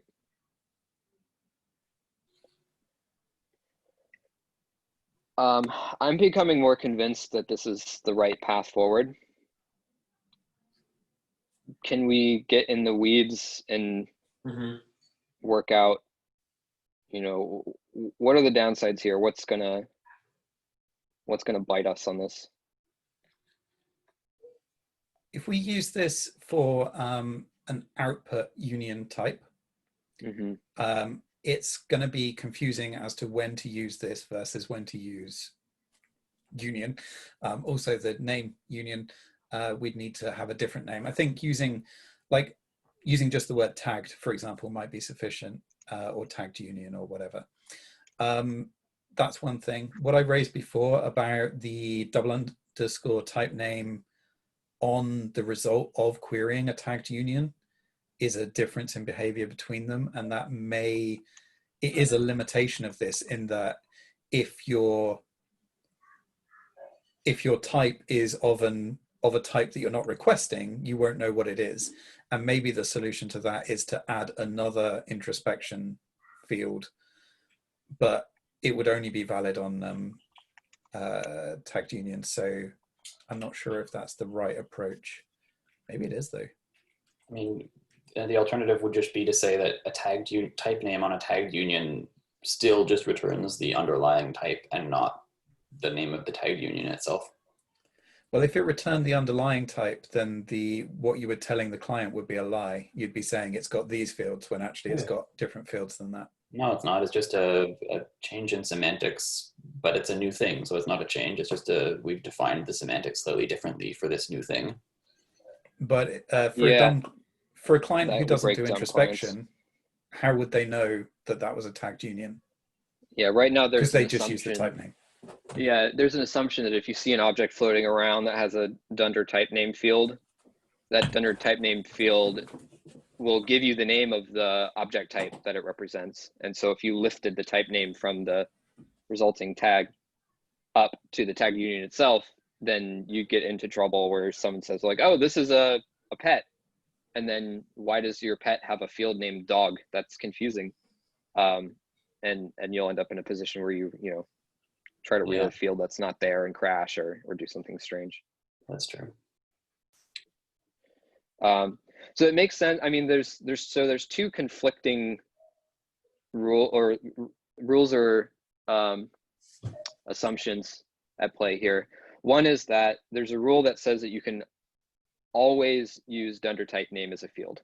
So anywhere where where you're in a spot where you're querying fields on an object, you can always type dunder type name. But there's also an assumption that dunder type name will always give you the name of an object type, because if your field says it's going to give you back something of some interface, type name will give you the object, the actual runtime object that implements that interface. Same with a union, it'll give you the actual object that is the runtime member for that union. So we have to break one of those two things with this path, right? Either we'll have to say type name could be banned in that particular usage, or type name can now be something that's not an object type. Type name can also be one of these tags. Or we could make it so it is an object type with a flag. That breaks symmetry, because if it's an object type, then your fields can have arguments, but output objects don't. Right now we're back to those things being different. I think that for the tagged, effectively they are going to have to be different. Like, there's no reason that a thing on your tagged union, I see what you're saying, like the root level field you're saying wouldn't have arguments in a tagged. Yeah, okay, Why could it have arguments? No, I don't think it would make sense to do so. What would they do? Yeah. Yeah, now we're like, come up with a creative use of it. Maybe we should probably ban creative uses for things we don't understand. To the point of preserving option value, man, someone's going to do something wacky that we don't fully understand. But effectively, it's just a constrained object type, right? It's an object type where all of the fields within it are nullable, and all of them cannot have arguments, and potentially cannot have directives or whatever. But like, they're not necessarily all nullable. At least one of them will be the result. No, in the definition, like in the introspection result for it, you would say it's this special type of object type. Oh, I see what you're saying. And all of the fields are nullable. Mm-hmm. And then like existing type generators, for example, they would output it all as a bunch of nullable types, which is okay. It's not the best typing of it, but it's effectively the status quo. And then the next generation would say, I know it's special, so it's actually now a union of these 4 different possibilities or whatever. But it enables everyone to just use it straight away. Mm-hmm. There's actually a pretty interesting nuance there about nullability. Because there's a difference between saying a field, only one of these fields will exist, and saying when this field does exist, its value can be null. Yeah, so my definition of it, which I wrote up in the RFC months and months ago, is that a one of has one field that is not null. It has exactly one field, and that one field is not null. If the field itself were null, then effectively the entire tagged union itself becomes null. So the pet would be null. If you had like dog : null, it wouldn't be that. The entire thing would be a null. I don't know if I agree with that outcome. I think there are going to be cases where something being null is valid, but you were still able to narrow it down. I'm trying to think of why that would happen, but I feel like it must be a case where that could happen. I mean, in a programming language, you could presumably have a left-right, like if you're doing some Haskell or something, you could have a left-right type where one of the lefts or the rights are a maybe monad, right? And that would be the equivalent of having, so like, it's a success, but it's like either error or success, and it's success, but it's a success, and the result was null. As a difference between that may have intellectual and academic interest. I'm not sure it's sufficiently interesting to justify the complexity that it introduces. Potentially true. Yeah, this might be one of those cases where it's easier to figure out what the right path is by figuring out which one has a bigger implication on the spec as currently written. Because the spec edits for this as modifications to output type and input type is like 6 lines. There's really nothing to it. Yeah. But I mean, if you have to require that one of the fields is non-null, then that means that an object type that has one of the field types all have to be non-null. What would it mean for all your fields to be nullable and then say one of, and then one of means one of the fields has to be non-null? It's like, Yeah, it's so also introducing additional error handling behavior. It's a validation rule, basically, yeah. When you're validating the variables that come through or whatever, if the type of that variable is a one of, then it must have exactly one field, and that one field must be non-null.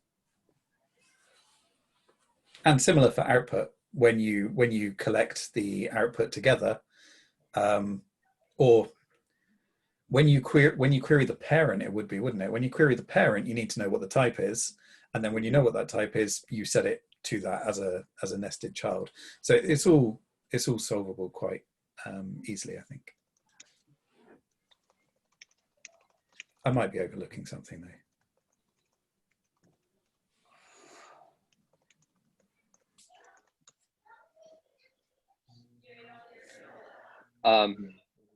I don't know. I think we should explore what would it look like to not have that rule, and if there's any flip guns there, because I'm worried that the very first time you go to make one of these types, like basically all of the examples we've written above are all illegal, right? Because we've forgotten to put exclamation points on every type. No. So the way that I've specified it is effectively the fact that it's called tagged means that only one of these fields must be present and it must be non-null.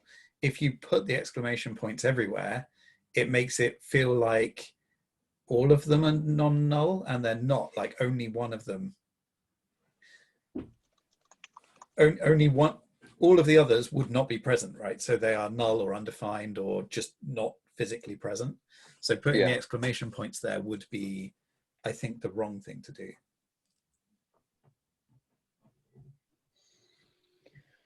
So there's, for inputs, I think that makes sense. For inputs, you're saying you have to provide one of these fields.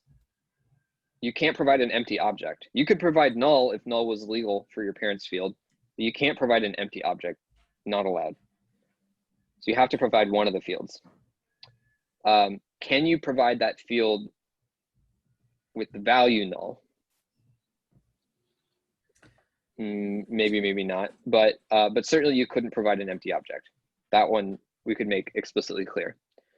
Outputs, I'm still a little worried that that it's not just a validation rule. Then it's also modifies the error handling behavior. Now we have to explicitly state that if the resulting object, or if the resulting type is a tagged union, then disregard whether the field is required or not. Instead, always lift the error up. So it's a modification. Let me put it in a different way. So with the regular output union that we have in GraphQL currently, right?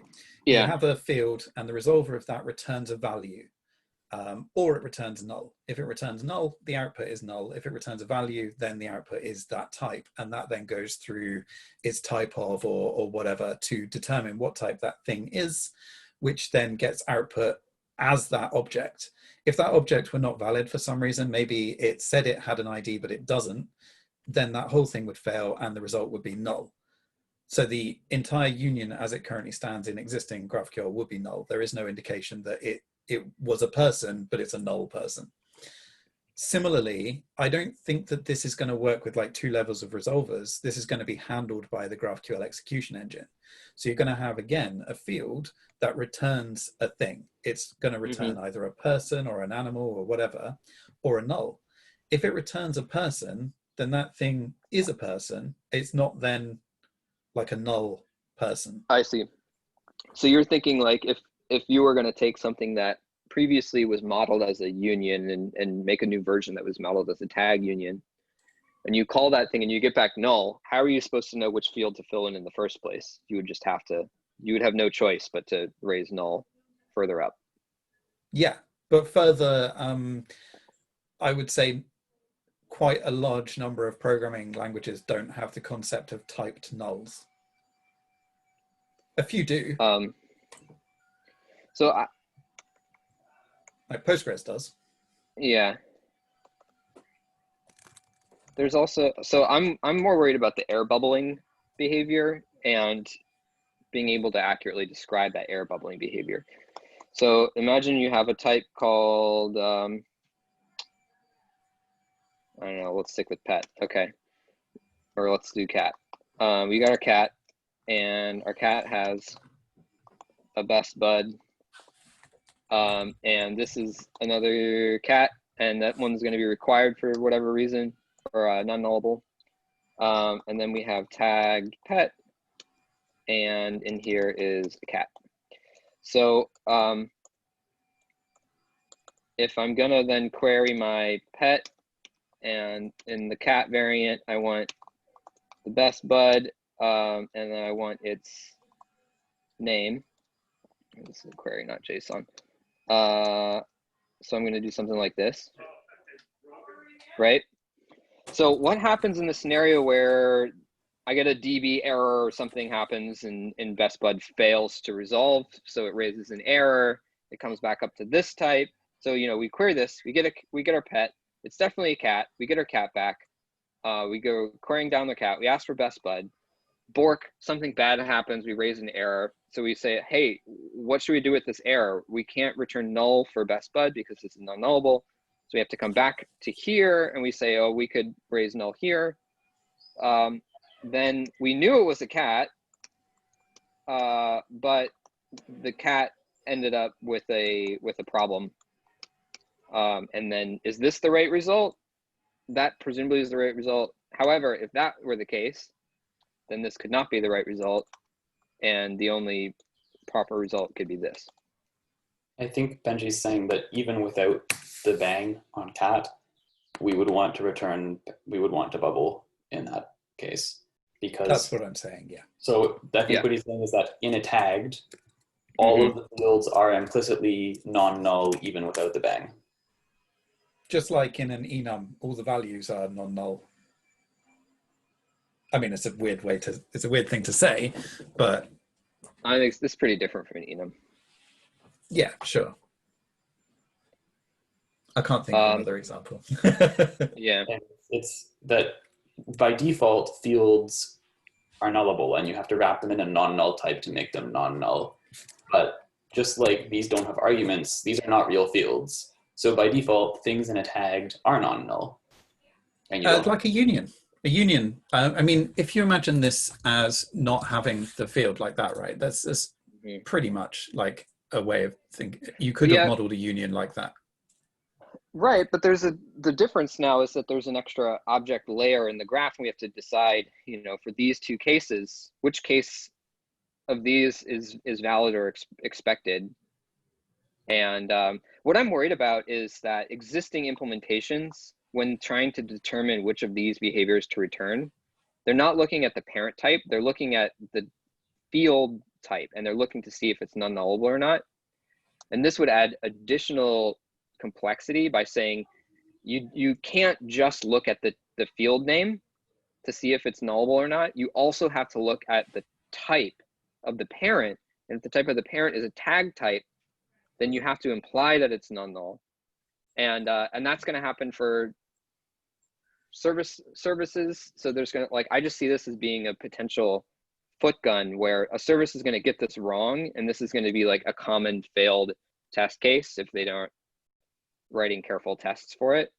And similarly with clients that are also like doing code generation or doing something where they're trying to figure out nullability, to know whether a query can come back with null in a particular field or not, or again, they're like looking at this field.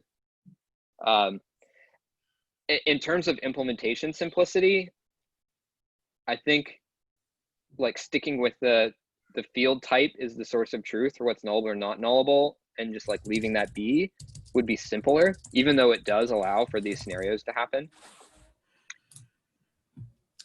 So here's an issue with this. If we were to say that your query gives you a pet and that pet's non-nullable, I guess we would have to also put a bang there. Otherwise, you'd end up with this situation, which nobody would want for a non-nullable pet, which is effectively what would happen with simple object types currently. Right. Yeah. I mean, if this were a regular object type, if you were emulating tag unions and you omitted the exclamation point here, then this would be a completely possible outcome for this, you know, for this. Yeah. Right. This would Yes, be it would. 100% possible. Mm-hmm. So, and this is mostly what I'm nervous about, is I imagine most implementations are going to just think of this as an object type with a couple special rules. Yeah. And this is going to be easy to miss. So at least to me, it would be surprising to see that a field that is not explicitly non-nullable all of a sudden operates like an error boundary. It just complicates the rules about what's an error boundary and what's not an error boundary. Does that make sense? Yeah. Yeah, I think it does. Yeah. I hadn't really considered error boundaries. I was considering more like, well, I wasn't considering the implementation of the error boundaries. Yeah. I was just thinking what I would want as a user, which would be this one, I think. Totally. Yeah. So if the situation is someone's moving from what was previously like a fake wrapper to an actual tagged type, what additional behavior should we go from a perspective of like all behavior is exactly the same except we're adding what? Like, what is the specific thing that we're adding about this tagged? There can only be one. There has to be just one field. Well, effectively, response. they wouldn't be writing the resolver for on pet. So they wouldn't be writing the cat resolver on pet, for example. The resolver would happen at the higher level, and then based on what that type is how it would be tagged. So that's right. Yeah. So if you can imagine, you know, your pet, if you have your resolver for the pet field, and that thing fails. So whether you get a database error or it just comes back with null, and then you say, how do I fill in this tagged pet type? The answer is you can't. It has to be null or raise an error. And if you had an exclamation point here, then that meant that your entire query would have failed, right? And if this one not explanation, then this last example would be the correct one. So you wouldn't end up here, right? Because you don't know if it's a cat or not because you failed to load it, period. So the only scenario where you're going to end up with this middle example is a case where you successfully got a cat and then somewhere deeper within you hit an error and that error happened to bubble up to the point where this was the closest error boundary. So it's a little bit of an edge case, but it keeps the error boundary rules simple. How hard is it to tweak that error boundary rule, like for this new tagged type, and just say that errors always bubble up one more layer, like always, no matter what? I mean, it's not necessarily a matter of difficulty. I think it's a matter of complexity. I don't think it would be that hard to represent, but you know, you could either look at GraphQL.js and just kind of muck with it, and then we could build a prototype of this and see it working. Or we could look at the spec language and see how that's written and see how we might want to change it. But I don't think it would be impossible to do. Here, I'll find the relevant spec text.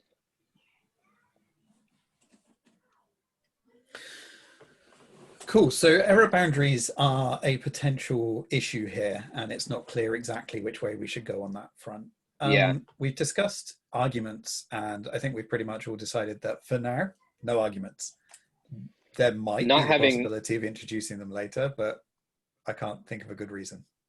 If we desire symmetry, then I think we have to bail on arguments. I feel like if our goal here is to model a tagged union, then arguments actually just is like a big complicating factor, and it's kind of nice that making this a separate kind of thing rather than a object type that only allows you to do one field is a really nice development. Agree. So the other one is of obviously directives. And I would say that directives don't apply at this level yet. Not something we need to concern ourselves with at this stage. Oh, can you put a directive here or here? Is that what you mean? Yeah, specifically the line 251 one was what I was thinking. But yeah, the 250 is a good point as well. 250 is easy enough to solve by just adding it to the list of places where you can put that. There's like that in there's just all the places you can put directives. Yeah. And that's easy enough to solve. Like this 251, I guess we just need to come up with a name for what these things are that are not a field. Mm-hmm. A tagged field or something, because like I bet there's some language in what are the the programming names? language universe. What are the names for the fields currently? Is it field and input field? I believe that's correct. I have to check. Unless they're just called arguments, even on input objects. Here I just pasted in the chat a link to the spec text.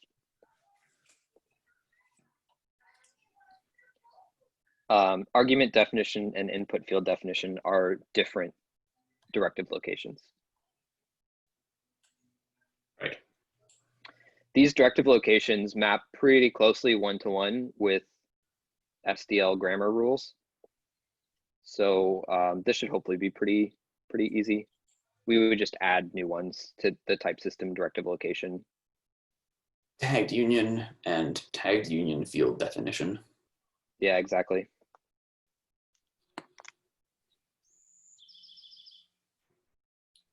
So I pulled up the Wikipedia for tagged union to look at words. Me as a too. thesaurus.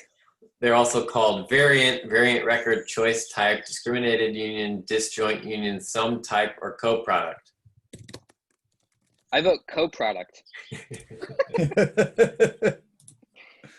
God, we're computer scientists just love inventing names. This is all we do. Just name It's an stuff. unrecognizable Greek character. That way it's completely unambiguous. Yeah, exactly. Gamma. Tag field, cases. Yeah. I think tagged union is a very, very direct description of what it is. Yeah, and I'm not trying to suggest we change the name. I'm just, when we're considering names of the, for example, if we have to label the fields in a different way. Yeah. Just tossing all the names out there.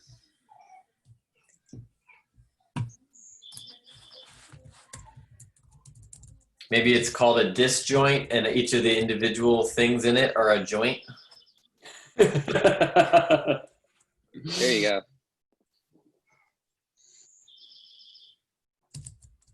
I think tagged union is probably Yeah. tagged for short. Tagged union is the full name. It's growing on me. We call the union a dimension, and we call each of the fields on it a vector. And then it gets really confusing with how our existing usage of scalars works. We got a whole physics system going on here. Nice. Oh boy. That's what we need.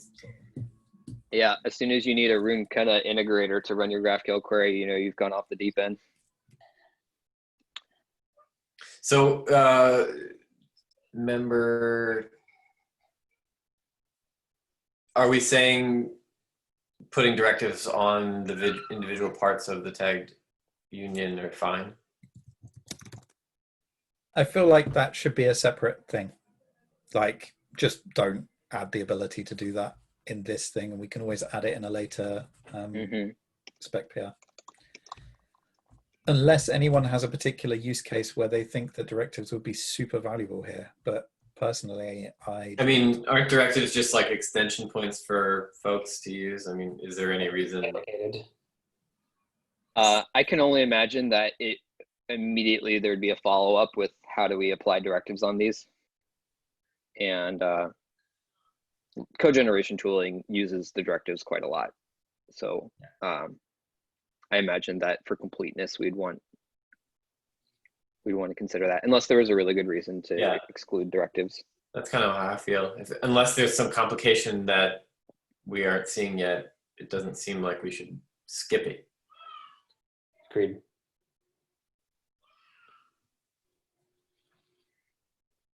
Maybe there isn't. Maybe there is a complication. I don't know.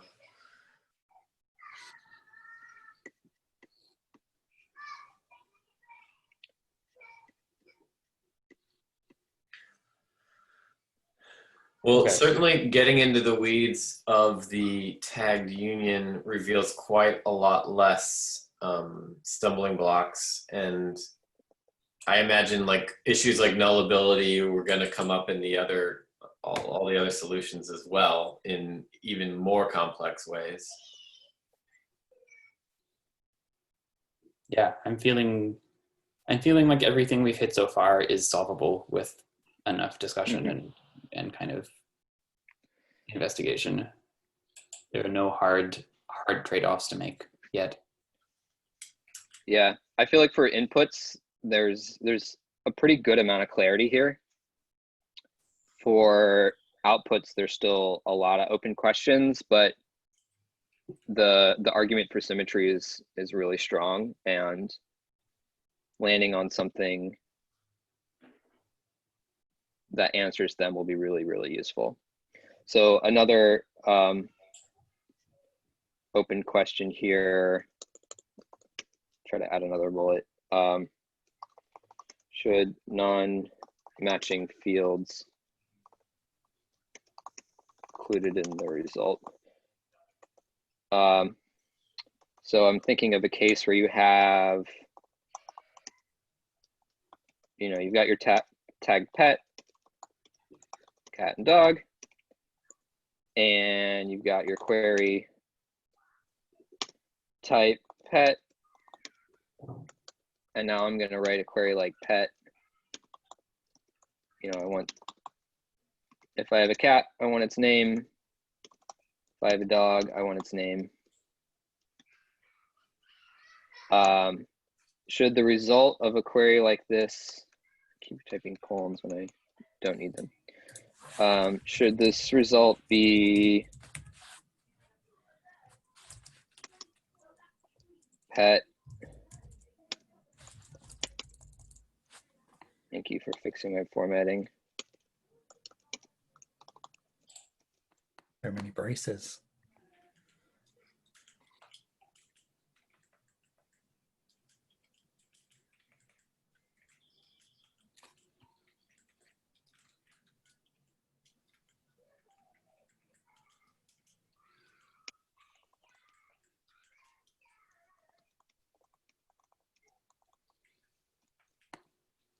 I think it very explicitly should only return the one field, and the other field should not be returned. I'm pretty sure I agree with you. It means that we would need to state when and how that applies, because it does change Specifically one of the because constraints. this means that you can't just know what the type is straight away, because you have to read through dog and see that it's null before you get to cat. Whereas if you don't allow it, then reading through the JSON, you can know as soon as you get to here, oh, it's definitely that type. Yep, I definitely agree. Here, let me just leave these in place. But yes, you're right with regard to having to write through the resolution and how that gets output. Another interesting question for me is what happens if you make this query? Is that query illegal because you didn't specify something for cat? No, it's absolutely fine. You just get an empty object back for You pet. get an empty object. Do we want to get back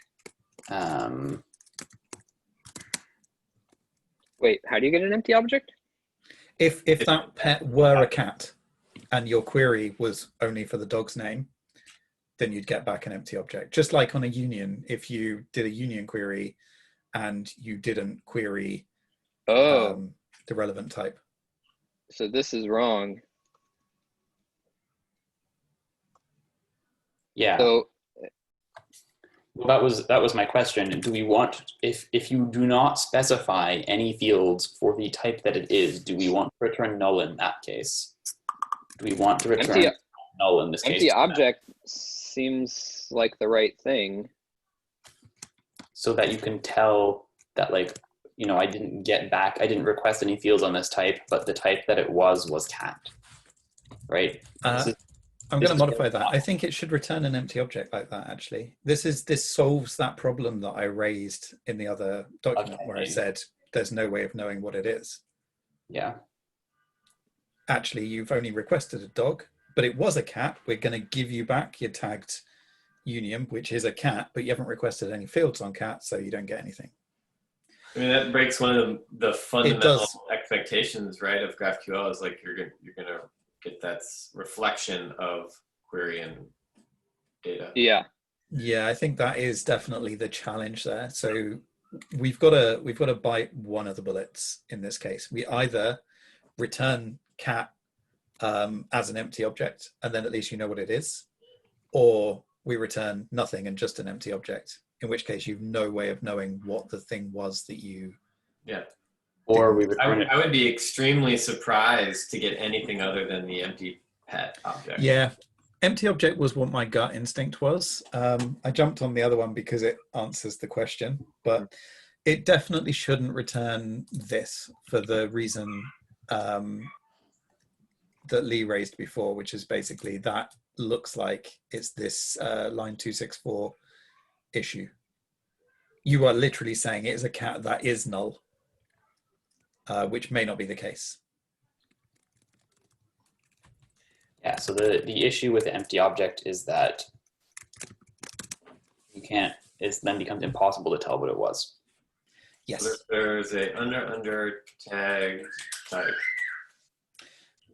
You'd have to know that it was a tagged union to use an introspection field like that. But yes, I think that would be a perfectly valid way of solving it. Oh, interesting. New Dunder field. See, I really, Hooray! I feel like a Dunderfield like that defeats the purpose of tagging unions in the first place. It also Yeah, I wouldn't be kind a of tagged agree. type, it would be the tagged field. Because the type could be used multiple times. Yeah. Yeah, that's just weird.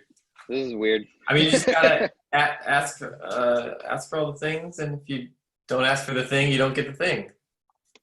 Yeah. I think empty object is what I expected to get out of this. And I think it's reasonable. Yeah, I mean, semantically, it feels like the best solution to this problem in isolation, but it really, makes it hard to tell what the object was. I If can you, imagine a static type language really getting pissed off at you for giving that empty cat object. Wait, when you say empty object, are you talking about this first A result or the B result? A. Okay, good. A is what I think A. it should do. Yeah, I agree. Here's another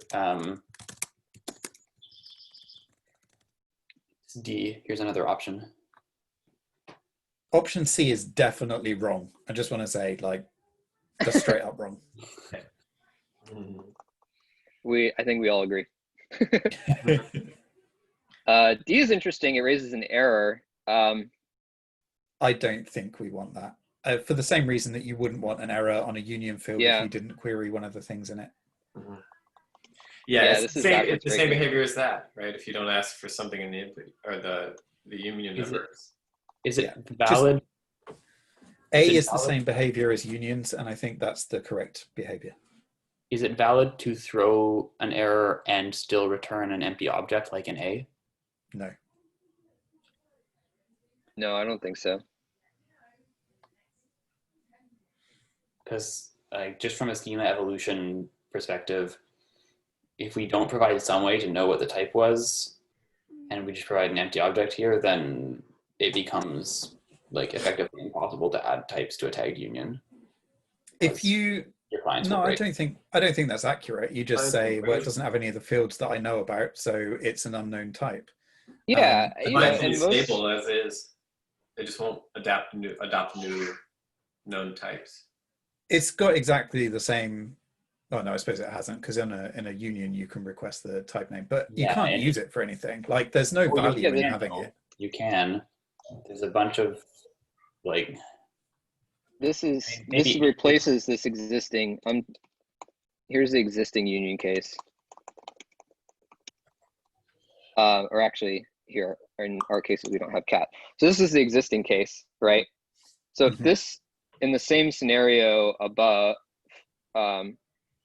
then we're going to get back a payload that looks like it just has the type name and no other fields. Mhm. Yep. So clients in this case are just going to not be Cat. able to make much sense of this. Or sorry, yeah, cat in that case.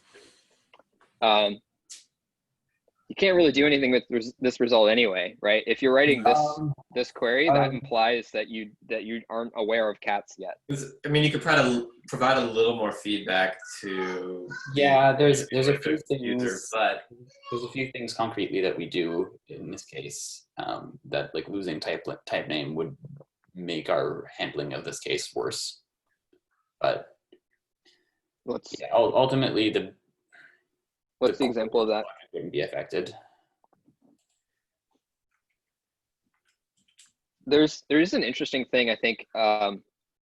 It's not explicitly necessary to write a spec proposal, but I think common questions that will come up is when should I use a tagged union and when should I use the previous union type?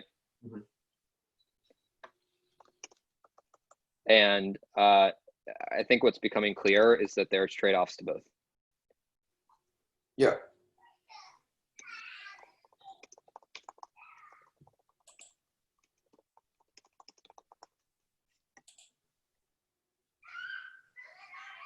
I've said this on previous meetings, but interfaces are definitely like valuable in a way that you cannot do with tagged unions, because they have that contract that you can query across all of the types, whether or not you support them. But unions themselves, the main advantage that you'd get of using a union over a tagged union, I think, is A, it would be flatter, and B, you would get the type name on a failure to query the relevant thing if you requested type name. But other than that, I think they're broadly equivalent, aren't they? There's a lot of similarities, that's for sure.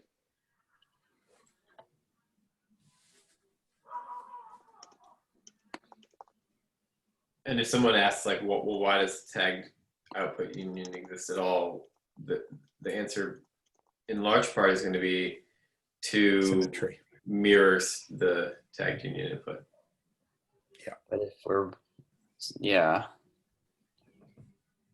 if we actually prefer people to use the regular union on output, in some cases, then that symmetry is less compelling. I honestly really kind of prefer having the result show up in the structure of the query rather than using type name. I feel like always including type name in a union is a little bit of an accident of design. That was not really the original intention for that. And the tagged union is kind of nicer in that respect. But there's certainly, I think the restriction on being able to query on interfaces is a good one. That if you have a union of a bunch of types and you want to subset that down to the ones that implement interface and always get the field on that interface, that's just not a thing you can do with tagged unions. Yeah, I tend to recommend for our developers, like if you ever share a single field, like you should go with interfaces. That's right. The backup, you're like, yeah, there's almost universally going to be structural uniqueness in some kind of way with these. Yeah. At least they have been on the output side.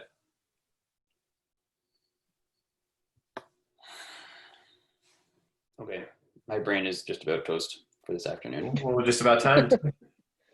Yeah. So Cool. conclusions Wrap up. wise, Yeah.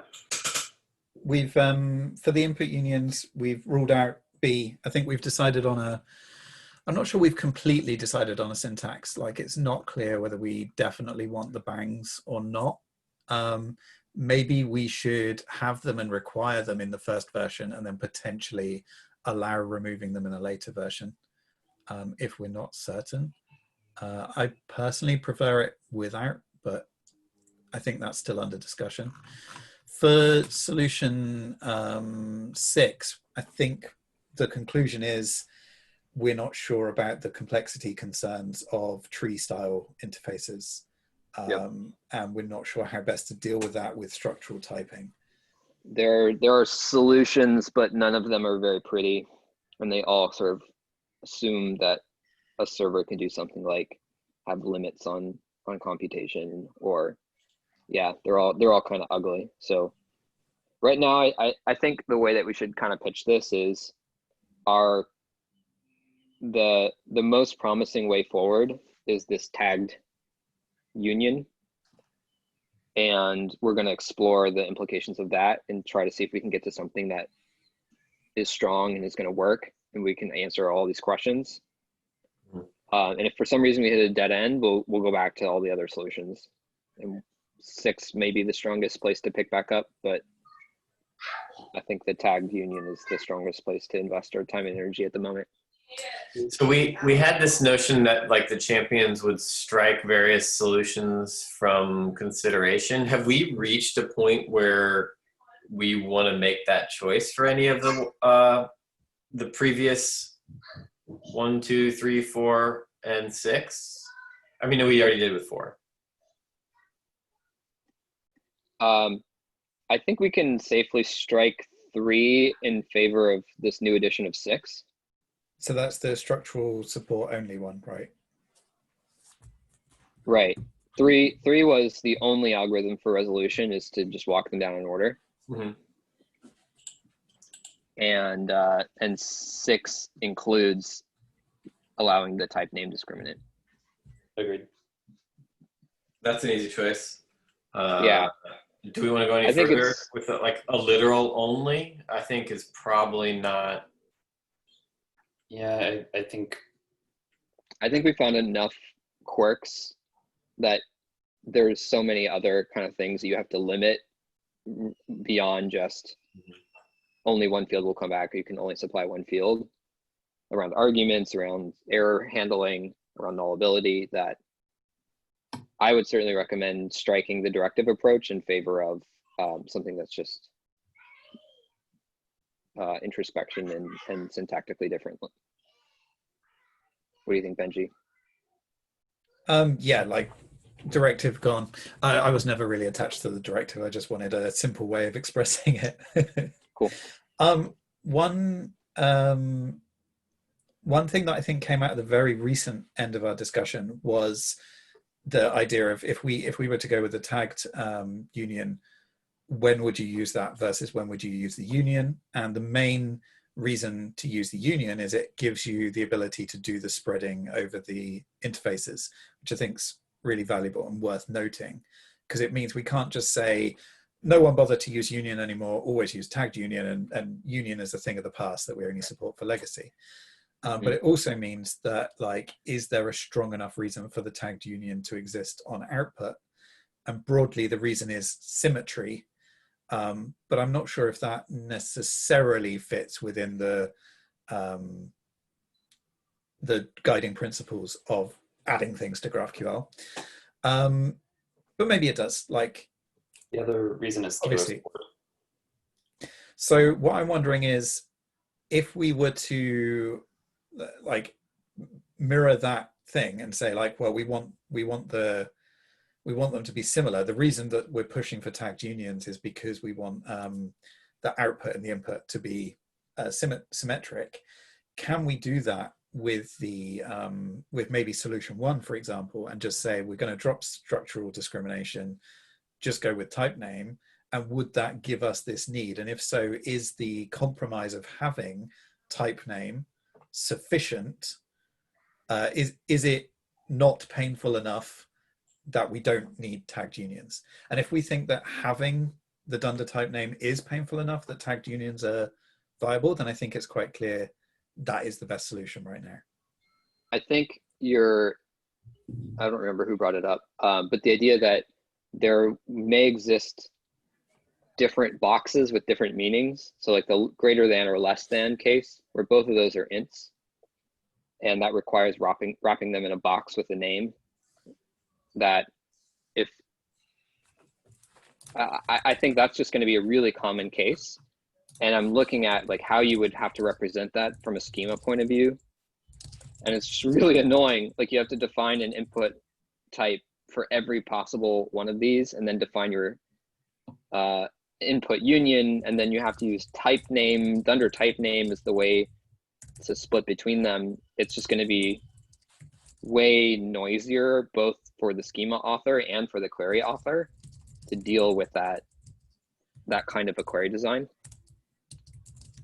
And I think that's the reason why both this is the more exciting path for inputs, but also why it could be really useful to share between inputs and outputs if we can make it work. Yeah, agreed. I think I would like to propose that we strike everything but option 1, and kind of, because that seems to be the one that's like, you know, not that we're likely to choose it, but that's the one that seems to be the best well-defined, and with the trade-offs that like would not be unmanageable.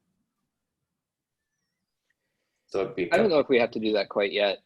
I think it might be premature to strike others. well, what Now? we strike 3 and 4, and 5 6 is, doesn't really exist yet. Like it's 6 still doesn't really nebulous. exist isn't Yeah. it? and 5 is 6 turning. kind of exists in our notes here. And 2 is basically 1, but with some extra flags, which like I think maybe the action is just to merge 1 and 2, because really they're basically the same thing. I don't know. I think 1 and 2 are really different. I mean, because the difference is what the discriminator is, and in 1 the discriminator is always type name, and in 2 the discriminator could be a different kind of field. And I think that's actually why this tag union is becoming so interesting, is because you can avoid Dunder type name as the discriminator. But I think the reason why I say it's maybe a little too soon to strike them is I would love, once stricken, that we don't unstrike, you know, because otherwise it doesn't have a lot of power. And what I'd kind of propose for moving forward is we don't necessarily have to strike them, but we can at least communicate that we're putting all of those on ice for a moment while we all work together on this tagged approach to see if it can be the solve. If it is the solve, then we'll just strike everything else. We'll say like, we're now confident that this is the way forward. But if for whatever reason the tagged approach hits some brick wall, then we're going to have to go back to those. And I think it would be a little bit weird to kind of figure out, are we unstriking all of them and starting over, or like which ones get unstricken to resume the process? Makes sense. Yeah, I'm happy with that. agreed. Cool. Okay, so actions. I guess as champion, I'll try and write up perhaps some better, stronger ideas around what we've discussed today and what that ultimately would mean for everything. Yeah. Do we want to capture these notes anywhere? Because I'm pretty sure as soon as I sign out of CoderPad, this like disappears. Oh yeah, for sure. Yes. Let's capture this as a gist, and then we can comment on the, or I don't know where did we end up putting the notes from the last time? In the Slack channel. Yeah, not Put them in a in very there good just place. to like not lose them. And then they can go somewhere else if they need to. So we have 30 days before they disappear. Yeah, I'm gonna copy them into a gist right now.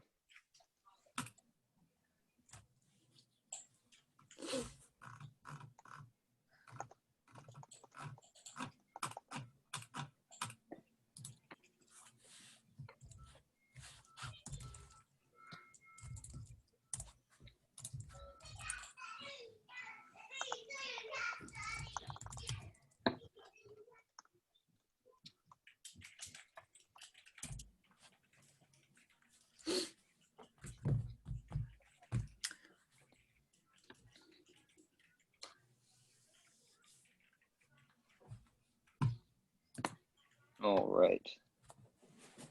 Here, I'll just, there's the link in case you want to find it. I'm going to edit this input union RFC doc and just add it near the top. Sounds good. Cool. Okay. So were there any other actions, or is it all just on me?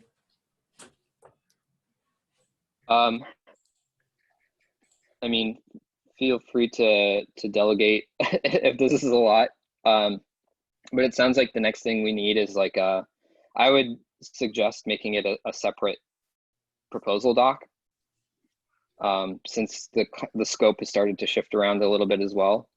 Yeah. And we can kind of like reframe the problem being solved, and then talk about like what elements of the proposal are fixed, what parts are open questions, and what the solution space for those open questions are, what the open questions are, and sort of some implications on those. I think hopefully most of it can just be a translation of these notes into something a little bit crisper.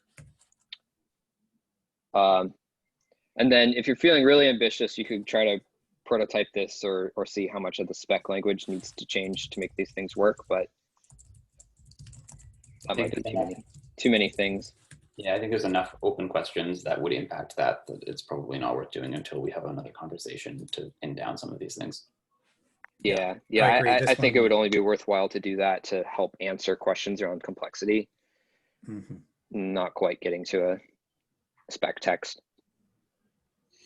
Where did you land on the error boundaries, Lee? Do you feel that all the fields should be just expressed as non-null so that it inherits the current error boundary behavior?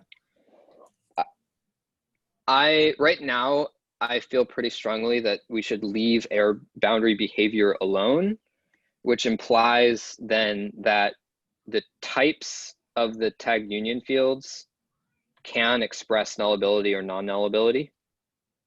So they can be either, depending on whether you put a bang there. And if you do that, then those fields are, if it's non-null, then the error propagates. If it is nullable, then the error stops there. Okay, so that I would call that a strong opinion held weakly, though. I think if we can make a clear case why that's the wrong thing and kind of point out how the rules can be kind of easily shifted to support that, then that could be fine. one of the things that opens up is one thing that I've had in mind, which is derivative types, so lists. Because now you can have potentially a tagged union of a list of other things. If you're allowing a non-null wrapper, you can have a list wrapper too. Open question. Oh, could one of the members of the tagged union be a list type? Exactly. If it can be a non-null type, then that's effectively a wrapped something other else type. So why not also allow it to be wrapped with a list? I like that thinking direction. Maybe that's the right way to think about it. The grammar should enforce this. The grammar should say either these are always unwrapped types, or they're wrappable, in which case both lists and non-nulls apply. And actually, the inclusion of lists makes the error handling behavior even more important to get right, because what does it mean to have a non-null list of nullable things? You know, like each member of that list could capture as an error boundary, but not necessarily the top level. So hopefully that line of thinking resolves out to something clear. So my opinion at the moment, or what my preference would be, I think, is that we only allow unwrapped types right now, and potentially we could extend it in future. But that then has the problems of the error boundary which you raise. So we actually do need to answer this. So very good point. Oh, it's an open question. It Yeah, is, I think definitely. we do. We have some arguments in both directions, but we don't have a clear answer yet. Yeah. Okay, Cool. I gotta run. Thanks all. Great chatting with you all. Yeah, this Thank is you. great. Yeah. Thanks, everybody. Stay safe Lee, out do there. you have a moment? Yep. Sure. I wanted to talk to you about your SpecMD project. Yeah. So specifically, I was doing some edits to the spec for something I can't remember. And it, it doesn't auto format with Prettier. And I was like, why is there no Prettier? And I was like, maybe you want it to be, to show the history over time. That would make sense. So I searched through the issues, and sure enough, you told Ivan 2 years ago, yeah, we'd love to support Prettier, but like problems with the Markdown support. So I spent, I don't know, 20 minutes looking at giving support for Prettier to the project, because obviously Prettier is a lot older now, has fixed a bunch of those issues. So I've just started throwing myself into these issues. One way of dealing with it is to put so the main title has to have the underscores, right, rather the dashes rather than a hash. That's solvable. You can just Prettier ignore the title. And your SpecMD seems to deal really well with Prettier ignore comments. Like, as far as I can tell so far, I haven't managed to get it to fully compile yet, but it seems to just skip over them, which is what you'd want. So that's great. But I ended up putting quite a lot of them around and still not getting to the final point. So part of the reason is the productions, is that what they're called? Thing colon whatever. Yep. They have like that's everyone clapping the NHS, by the way, if you can hear all the horns going off. Yeah, happens every Thursday at 8.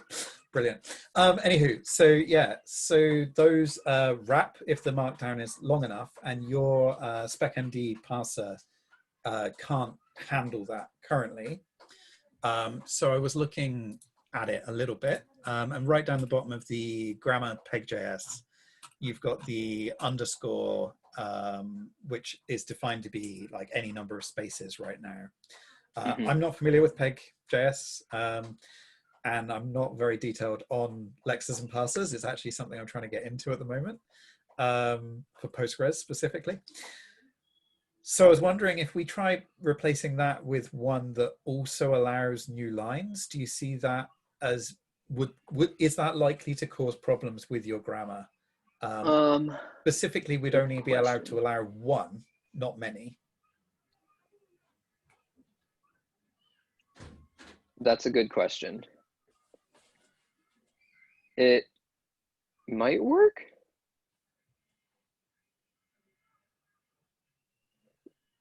I mean, the only way to know for sure is to try.